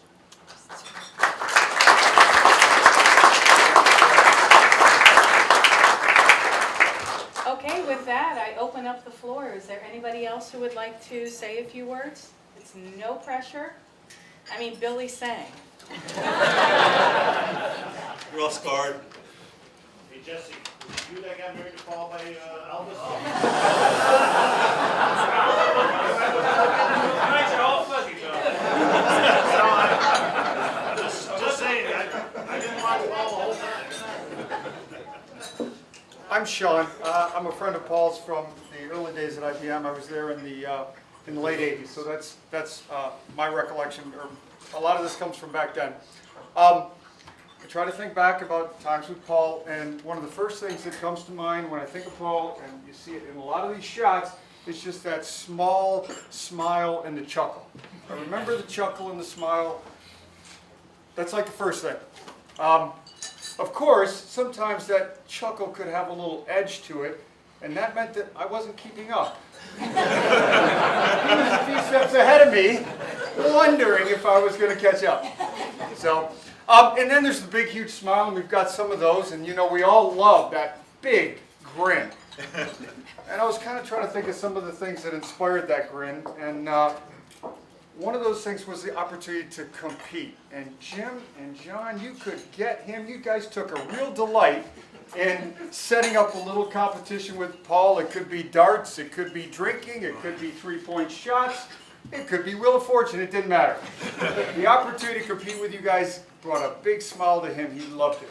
He loved it. And I won't forget that big smile. And then there was the deadly serious face of Paul. And you all know that when conversation, even as much as we tried to avoid it, turned to politics, Paul got serious. And I won't forget 1 in the morning and Paul's seemingly then cavernous Taurus in Chelsea Ridge Park being lectured for a couple hours on the virtues and wisdom of conservative politics. And his hero of the time, I believe, was possibly Newt Gingrich. So the only thing is that I don't much want to be confronted with Newt Gingrich, but then every time I think of Paul. So it's okay. It's okay. So Paul Senior K, thank you very much for doing this. Bill, Luann, Leanna, Tim, Jim, thanks for all you did. Thank you.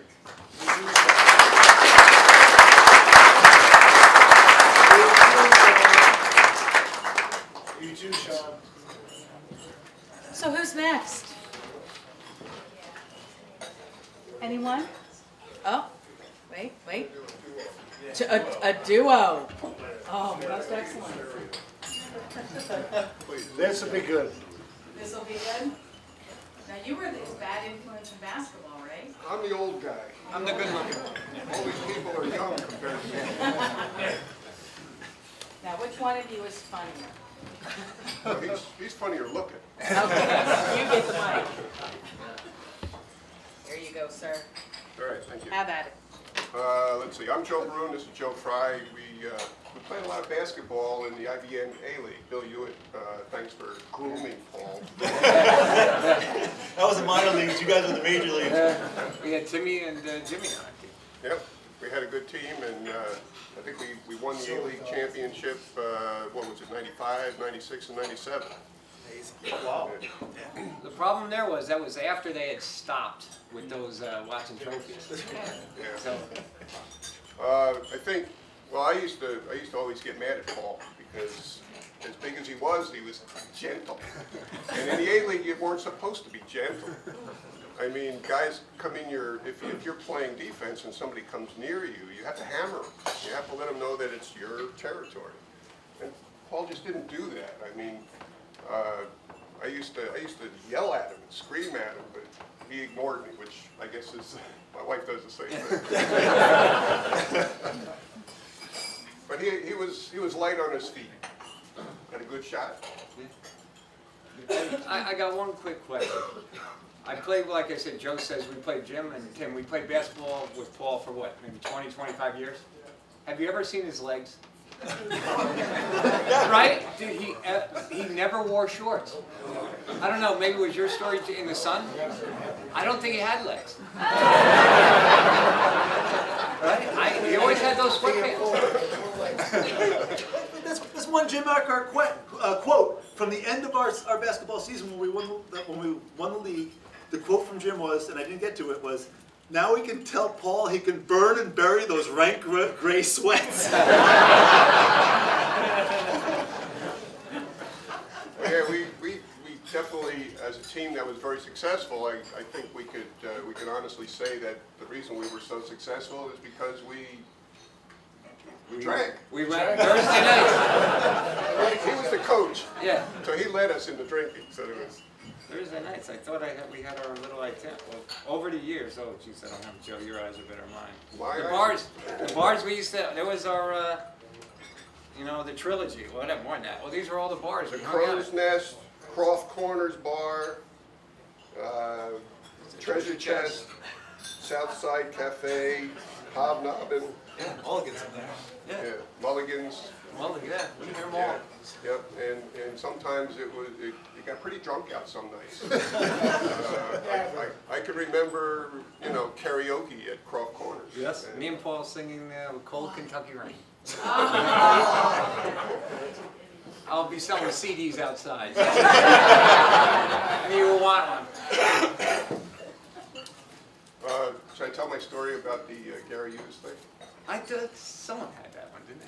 That could be right. Well, it was they alluded earlier to the Gary Hughes wedding and the bachelor party. Raise your hand if you knew Gary Hughes. I don't know, does anybody know Gary Hughes? Oh, very impressive. Well, Gary was in our circle. He before he stepped up, he played sports too. But we went to his bachelor's party at Mulligan's, and we were there. It was a great time, and me and my buddy Bill Todd were leaving. It was around midnight, and we were walking out. I'm not proud of this story, I want to say. And we're just outside the door. And we turn around and look at each other and say, you know, nobody has bought any shots yet. So, big mistake. Turn around, we go back in, and we start buying shots. And we even embarrassed guys that were cheapskates. Like, you remember John Rapp? Yeah. We would never buy a shot. We even embarrassed him. Now, the whole thing is, I'm talking to the bartender, and I'm saying, listen, you see that big guy over there? When you give him a shot, make sure it's a big one. Because we could never get him to waver. He could drink us under the table. And so Paul was just cruising along with his double shots, and the rest of us were just like slowly fading. And it got pretty late, and Paul decides to buy a round. And he ordered a thing, I think he called it a sidewinder or a rattlesnake or something like that. I think today it's called a prairie dog, but it's tequila and Tabasco. And it's actually on the list of the top 10 things not to buy at a bar. And it was the most disgusting shot I've ever had, and I think everybody that took it except for him just called it uncle at that time. We were done. So we said, okay, that's it, we're leaving. So we were on our way out, and like I said, it was Gary Hughes' bachelor party. We go outside, and there's Gary Hughes sitting on the curb, and he was shit-faced. No other way to put it. And they had to rush him to the emergency room because he was dehydrating. And then the next day, he missed his wedding rehearsal party. Like I said, I'm not proud of this. But, you know, I don't know if his wife, if Gary's wife ever forgave us, but Gary did, so it's good. But that's the story. Paul never got drunk. I never saw him under the, you know. I think he had a hump because he couldn't get him drunk. I think he had alcohol. And the whole thing, Jim, exactly. We would go, like you say, after Thursday nights we'd play basketball at the old country club. We'd always go out at one of those 5 or 6 places, you know, whatever the place du jour was. We'd go there. Paul would always be drinking, like, you know, pictures of like Sam Adams and stuff. I barely could get down 2 or 3 Bud Lights, and he'd be yelling at me, "When are you going to drink a real beer? When are you going to stop drinking that water?" Okay, well, I guess that's it. Yeah, and Joe, I'd like to thank all of you for keeping us in the loop here, obviously. Yeah, we do appreciate it. Yeah, we do appreciate that. Yeah, and we're going to have to raise it. I don't have my glass with me, but we're going to have to raise a glass to Paul. Sounds good. You really are a bad influence. Awesome. Yeah. We'll hang out together.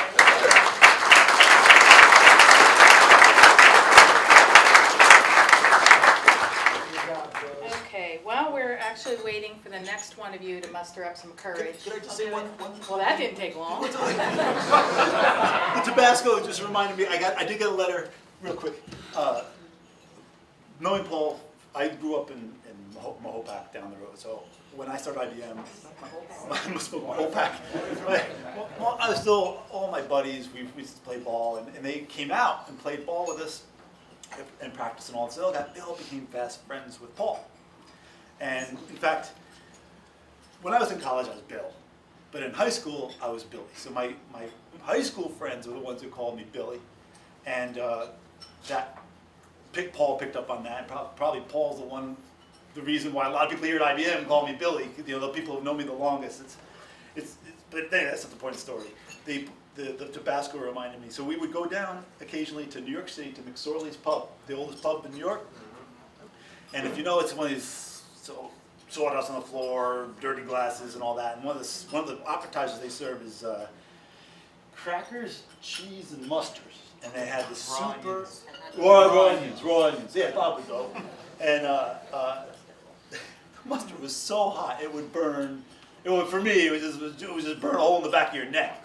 And they were all. So I got a letter from Dick McCullough as a memory for Paul that he remembered the time we went down to McSorley's, and we're all talking about how hot the mustard was, and Paul just took a whole spoonful of mustard, down it without ever breaking a sweat. And a lot of good times with Paul, even back to my high school buddies. So I want to pass that along because I know I got a letter from him. And that's Mayapack for the rest of you. But you remember it by what the little joke, I don't know if you heard me say it to it. You smoked my whole pack. That's how you remember how to say it like a local, in case you ever need to do that. So while we're waiting for the next person to decide, and actually it's going to be Lara, so Lara, come on up. I wanted to share with you, Paul, for so many of the stories today, we're hearing about lifelong friendships and, that extended reaction. But I wanted to share with you the reaction that Paul gained from his surgeon, Dr. Zoha.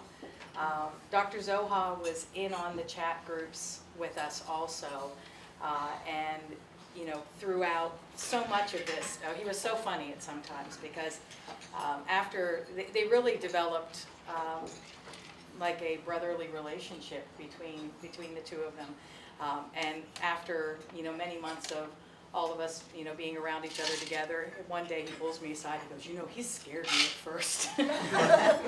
But he's really a teddy bear. And I'm like, Dr. Zoha, you got it right there. So he had actually sent me a text message. This was actually right when Paul had decided to go to Kaplan House, and Dr. Zoha was checking in, and he was giving him orders while he was there. Make sure he's looking great. He perked up. Tell him Dr. Zoha loves him. Oh. I've seen the same gynecologist for 45 years.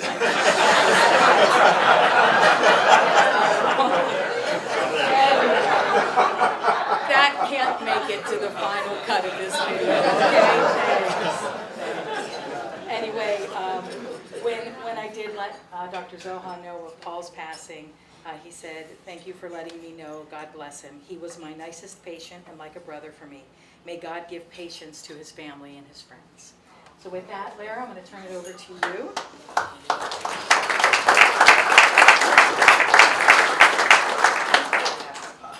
No, I'll just hold it. Okay.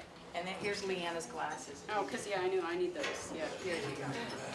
Leanna, do you want your glasses back? So my dad obviously isn't here today, so he sent me some bullets to go over some stories that he wanted me to tell. Really one story, and then there's another one that I'll tell because I was there even though I was, I think, 12 or 13. But so here are the bullets that he wrote. So he said Jim Dickerson and Ray needed to bring in $1 million a year to save some jobs for about 8 of Jim's employees.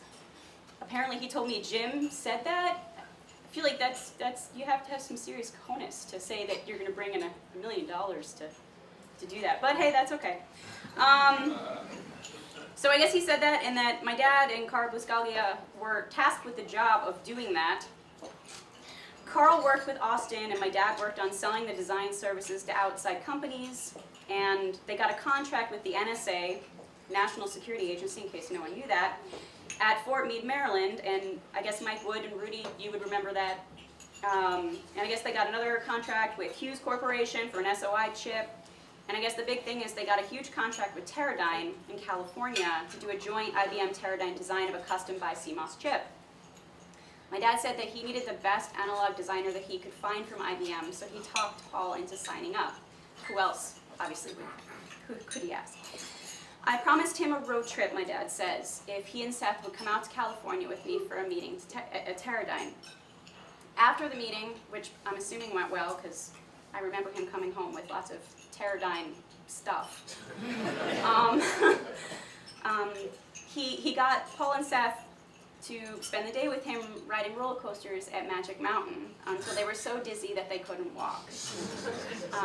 My dad said that Paul really enjoyed himself that day, as did he and Seth. He said Rudy not so much because Rudy doesn't dig roller coasters.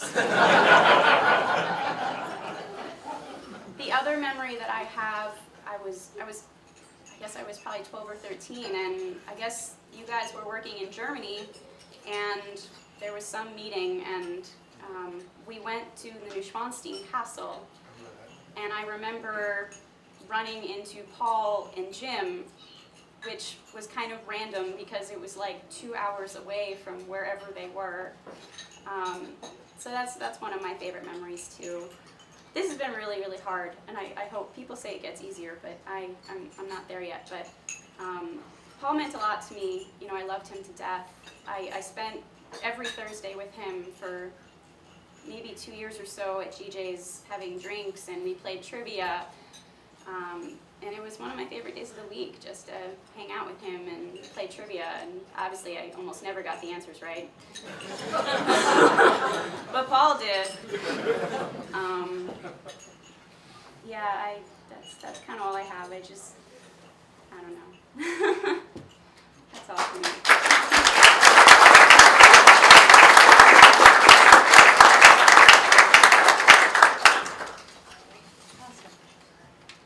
I think we have time for one more, if anybody would like to be that. Mr. Demos, come on. We have time for more than one more. That was just what I said in case we were done.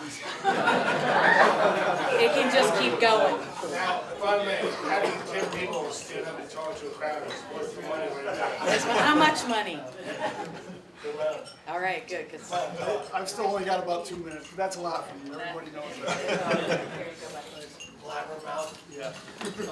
I'm Tim Demos. I've known Paul for 29 years. I'm part of a lot of those sports teams. We played softball. I can remember him just trying to hit the ball into the tennis courts down at the fish camp.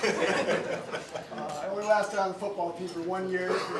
You know, similar reasons as McNamara didn't play. We even played volleyball, and the thing about volleyball was Paul had these huge hands, and the volleyball was so small, and that's my memory there. We went out and played pool at Mulligan's a lot of times. We were playing on in the dart leagues. And the most championships he's ever won were in Ultimate Frisbee. And we also played basketball for well over 20 years together. And my memory there really is, I was a shooting guard, so I would have to try to get open. And I spent 25 years trying to run my defender off of Paul, right? Because I played basketball for a lot of years with a lot of people, and nobody sets a better pick than Paul. That's right. That's right. And I know that because I remember one game, I kind of misjudged. I was running my guy off of him, and I misjudged where he was, and full speed, I ran straight into him. And I still have neck pain because of it. So, in regards to work, I was one of the EL kids. I started in 1987, and amazingly, for the last 29 years, I've worked directly with Paul. And when I say directly, what I mean is he's given me my marching orders for the last 29 years. So because of that, because I'm a little younger and have young kids, more than likely he would have retired before me. So I've actually given some thought as to, because of how significant he's been in my life and to the department, to the company, what's life going to be like when he retires? So I've actually given that some thought, and I don't know. So what I do know is I kind of felt sorry for other groups and other departments that didn't have somebody like Paul, right? Because really, we were all kids playing at this game, and he was the adult in the room, right? In fact, I'd sit in some meetings and conference call, and there'd be some problem, some project that somebody was working on, things were rough, and invariably somebody would say, well, can we get Paul Muench to work on it? Can we get Paul Muench to look at this? And I'm mispronouncing his name specifically. Most of us know it's pronounced Muench. But when the call came over the phone, it was, can we get Paul Muench to look at it? So, fortunately, I'm one of the guys who got to work on those problems with him. Now, unfortunately, I was also one of the guys who caused many of the problems.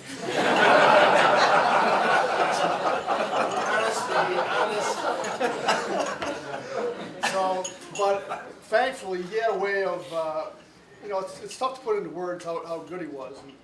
But for me, he had a way of, taking that up to management and to project leaders, saying, things are going to be all right, we'll figure this out. And he never threw me under the bus, so thank you for that. One of the things he did complain about with me was I had a tendency to bring the problem to him on a Friday afternoon at like 2 o'clock. So I walk into his office and say, I found something down in the lab. He's like, why does this always have to be on Friday afternoon? And you have to think about it all week.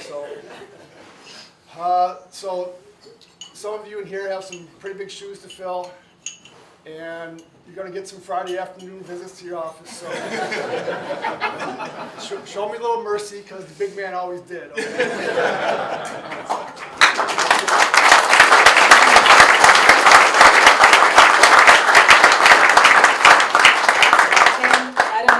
This to you, but I was the person that he came to with those problems. He threw you under the bus. He did. He really did. So John, would you like to say a few words? Mic'd up here.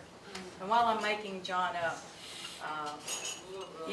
Tim, you touched on something really, really important, and I think something that I want to say, not in the capacity of Paul's friend, but in the capacity of the functional manager of your organization. One of the things that Paul did so very well was to teach you all. And I know that there will be days and there will be times, I felt them too, because when Rudy retired, and how many years ago was that now, Rudy? 4 years ago. And I looked at Rudy, and it was shortly after I had joined the organization myself, and I was like, Rudy, what am I going to do with you retiring? Because Rudy was an institution in the analog world too. And he says, as long as you have Paul, you'll be fine. And that was something that I thought about in those final days and final weeks. And I thought about it, and I was like, you know what, we're going to be fine on that front, because I still do have Paul. I have Paul in each and every one of you. I have Paul as we stand there and go, show me the data, don't tell me what you think, or four-dimensional thinking, or that's not good enough, I wanted go back. this yesterday. I wanted this yesterday. Paul wanted everything yesterday. So I know it's going to be rough. Just think. Leanna says it all the time. She says, I think 10 times a day. Okay, what would Paul do? What would Paul say about this? What would Paul think about this? And I know that we'll all be going through a lot of that. And so find your inner Paul and honor the big guy, because you are as smart as you are because of the influence and part that he had on your life. So honor that, okay? And John?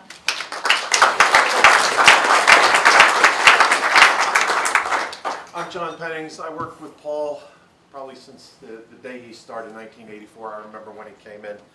But I retired last year, and I kind of hadn't been around that much, and I kind of lost touch of things, and then I didn't find out what was going on with Paul till this past January when I bumped into Kennedy, and it was disheartening.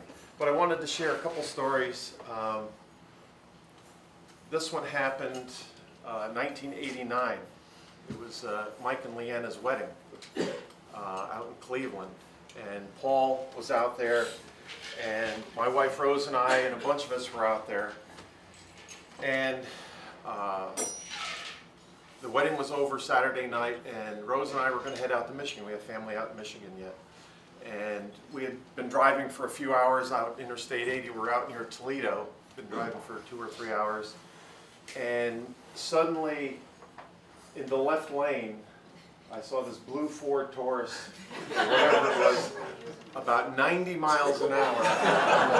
And the horn tooted. He recognized my truck. I was driving my truck, and he recognized it, tooted the horn and waved as he went by about 90 miles an hour in the left lane, in the middle of. And I've heard these stories of Paul having record-breaking trips down to Shea to see the Cubs play, or some stadium, someplace to see the Vikings play, or record-breaking airport trips or something like that. But Paul was known to have a lead foot. Now, anybody ever ride with Paul? Yeah. He had a lead foot. One speed fast. One speed fast, right. Another thing, many years ago, I was pressured into having a promotion party. And where I was living at the time, I couldn't accommodate a crowd. But my wife and I had just bought a piece of property. So we started something called the Land Ho Party. Any alumni of the Land Ho parties? Yeah, a few of us here. Okay. Paul was one of those alumni of that party. And that party would usually start on a Friday afternoon in October and usually end on Columbus Day, on Monday night. It would last through the weekend. It would be 4 days. And Paul was always there, you know, at least the years that we knew him and he was around. Does anybody ever remember Paul camping? Anybody ever remember Paul camping? Not the camping type, was it? No. Paul was always one of the last ones. These parties, we'd end up around the campfire till all hours of the morning, passing the bottle around, passing the pitch around. We went through, I don't know how many kegs on a weekend. These were serious parties. And Paul was always one of the last ones sitting at the campfire. Because I remember crawling up the hill to go to my tent to sleep it off for the night. Paul was still at the campfire. When I got up in the morning, Paul was still there.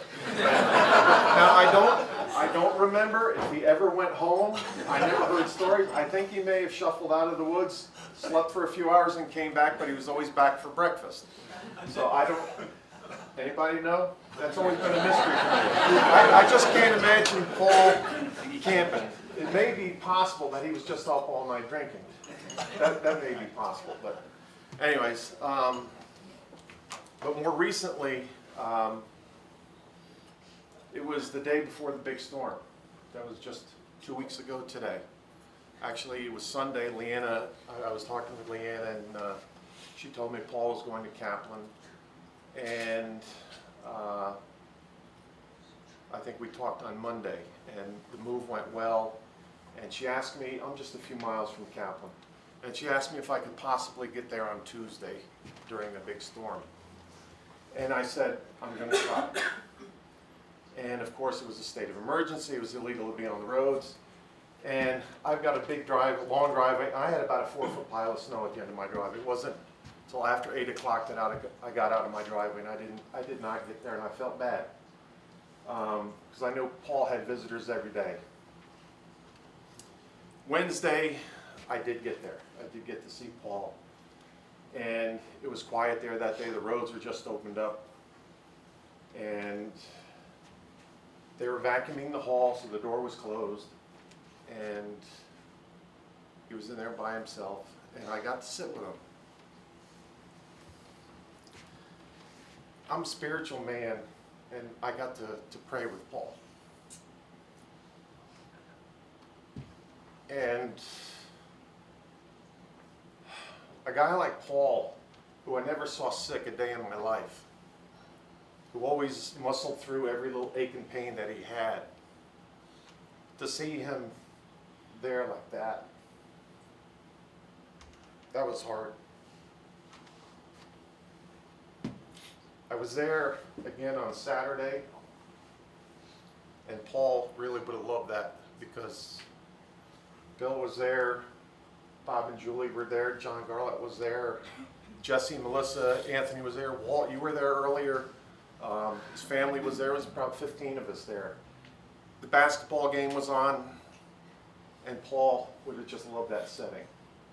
All of us talking, watching basketball, talking sports, talking politics, talking work. It was great. And I was really shocked the next morning to know that we had spent some of the last hours with him.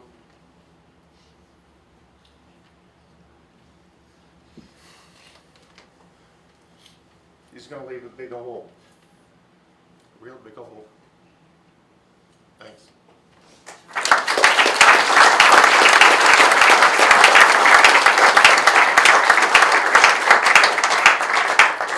This is one of the few emails from Jim Eckhart that I can read. You're in trouble with White Bill. 1987. This was the first of the championship game. Jim writes his recap. We're up by 1 with almost a minute left. They shoot, I foul, my 5th, I'm out. I'm gone. Almost every game you're gone. I'm gone. He misses the first, makes the second, tie game, our ball. 35 seconds left. We call timeout, hold the ball to the last shot. We did time running down. Gons, Mike Gonzalez, dribbles around Meister Brau's massive pick. And the guy tackles him with 3 seconds left. Gons shooting 1-on-1 with the tie game. I'm on the bench, soiling my shorts. They call timeout to unnerve the Iceman. But the first shot is up, it bounces around and falls through. 52-51. Gons misses the second, but grabs the loose ball. Good guys 1, bad guys 0. I caught a whiff of prime rib in that gym that night. 10 in a row. Thanks, Jim.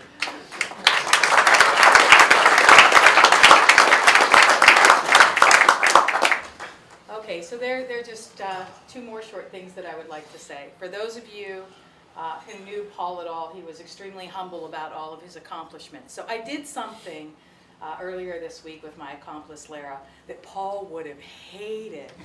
I went into his office before his folks came to see his office, and I hung up every single one of his awards with Lara. And any of you who know Paul would know that he would have hated every second of that, but from one mother to another, you needed to see that, and you needed to see it in all of its glory. So we've taken all of those awards and plaques and trimmed them down and have put them in a binder that we're going to give Paul's family to take home. And now I'm going to do something else that Paul would have absolutely loved. And so I need you all to smile, because in Paul's time in the hospital, we would frequently, at very strange hours of the day and night, get text messages from him, send him text messages. And so even when I knew that Paul was no longer looking at his phone or answering his messages, I would still send him messages all the time. And so I'm going to text this picture to Paul, and it is going to say, Paul, you had a kick-ass party. Love you, buddy. And with that, send. Thank you.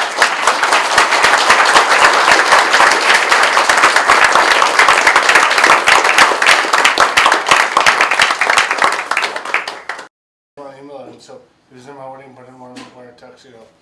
And a funny story, again, this is good funniness. It was 95 degrees the day of my wedding. We were all, Billy was there, Billy was in the wedding. We were all swimming outside because it was 95 degrees. Paul sat by the side of the pool in a flannel shirt and jeans. We're like, Paul, come on. You could watch the sweat. Jim Ross said, no, I'm fine, I'm fine. That was Paul. He was fine. Even the bad times, he was fine. We had fun though. But I have many fond memories. But Paul was very close to me, and I was close to him. And he was so kind to my kids. He would come over, he would engage, what homework you're doing. Paul was part of my family. My kids, my wife, we took him in, and he's going to be missed. And I just want to say I loved him, and my family loved him too. And everybody, amen. Paul left on Friday to go out to visit his folks, and he was going to go gambling. He said, I'm going to go on some riverboat cruise, gambling things or something. So we were going to meet him on Sunday at the airport in Chicago, and then go back and then head on to Austin. So we're all there meeting, and we see him in the airport, and we're saying, so how did the gambling go? He goes, pretty good. I go, what's pretty good? He goes, I did good.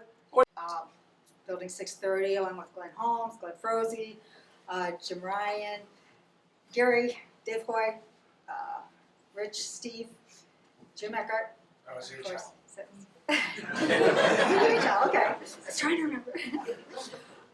After a few years, our work path did slightly diverge, so I didn't see Paul so much day to day, but when I would see him, maybe once a month or something, it would just pick up right like it left off, and that's how Paul was, just a loyal friend forever. Once he was your friend, he was your friend. Thankfully, a few years ago, I got to join the analog team, and once again, we get to see each other multiple times a day. And, Curses, and the ref says, "Watch your language." And Jim's like, "All right, so I won't date your daughter." And he just kept cursing.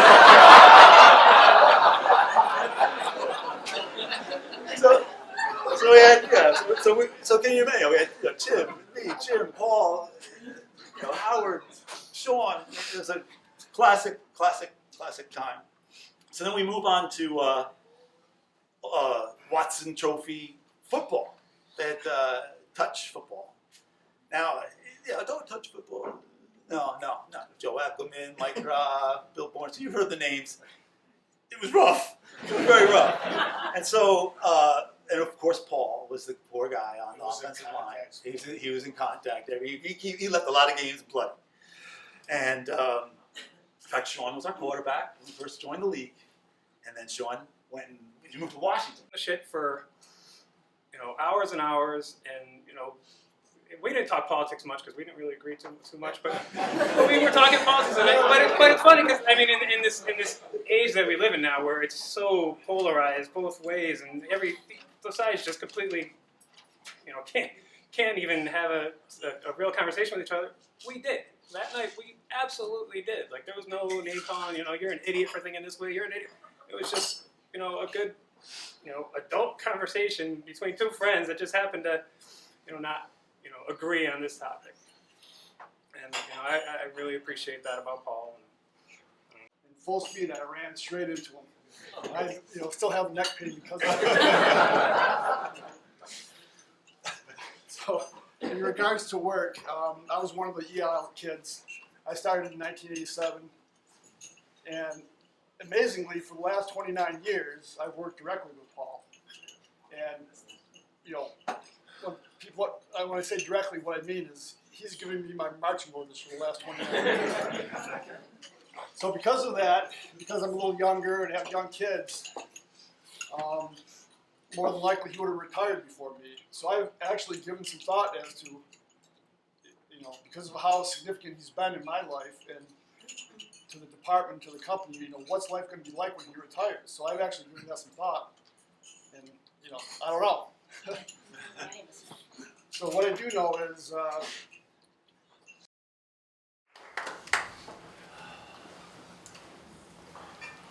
And don't find your way back to work. Find your way to the bar. Fight for the big man. There you go.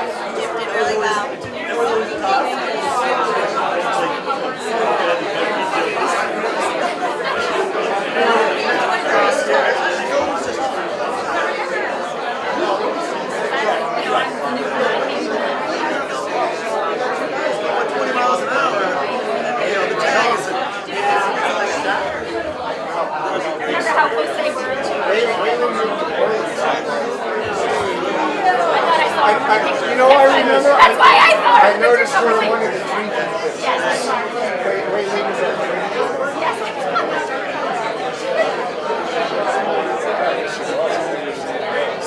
right there.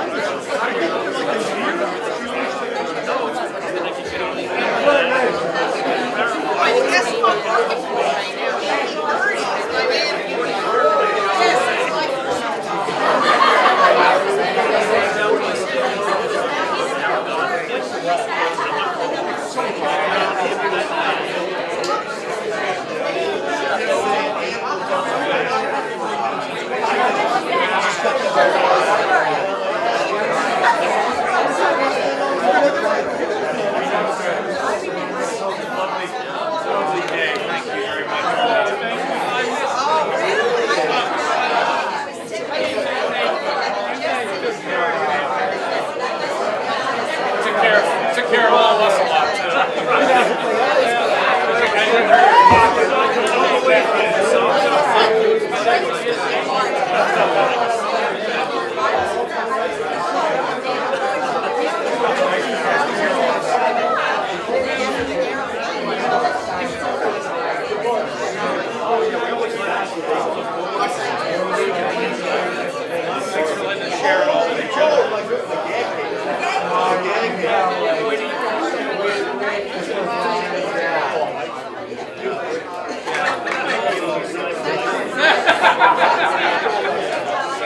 It's like every family, mostly sweet with a few nuts.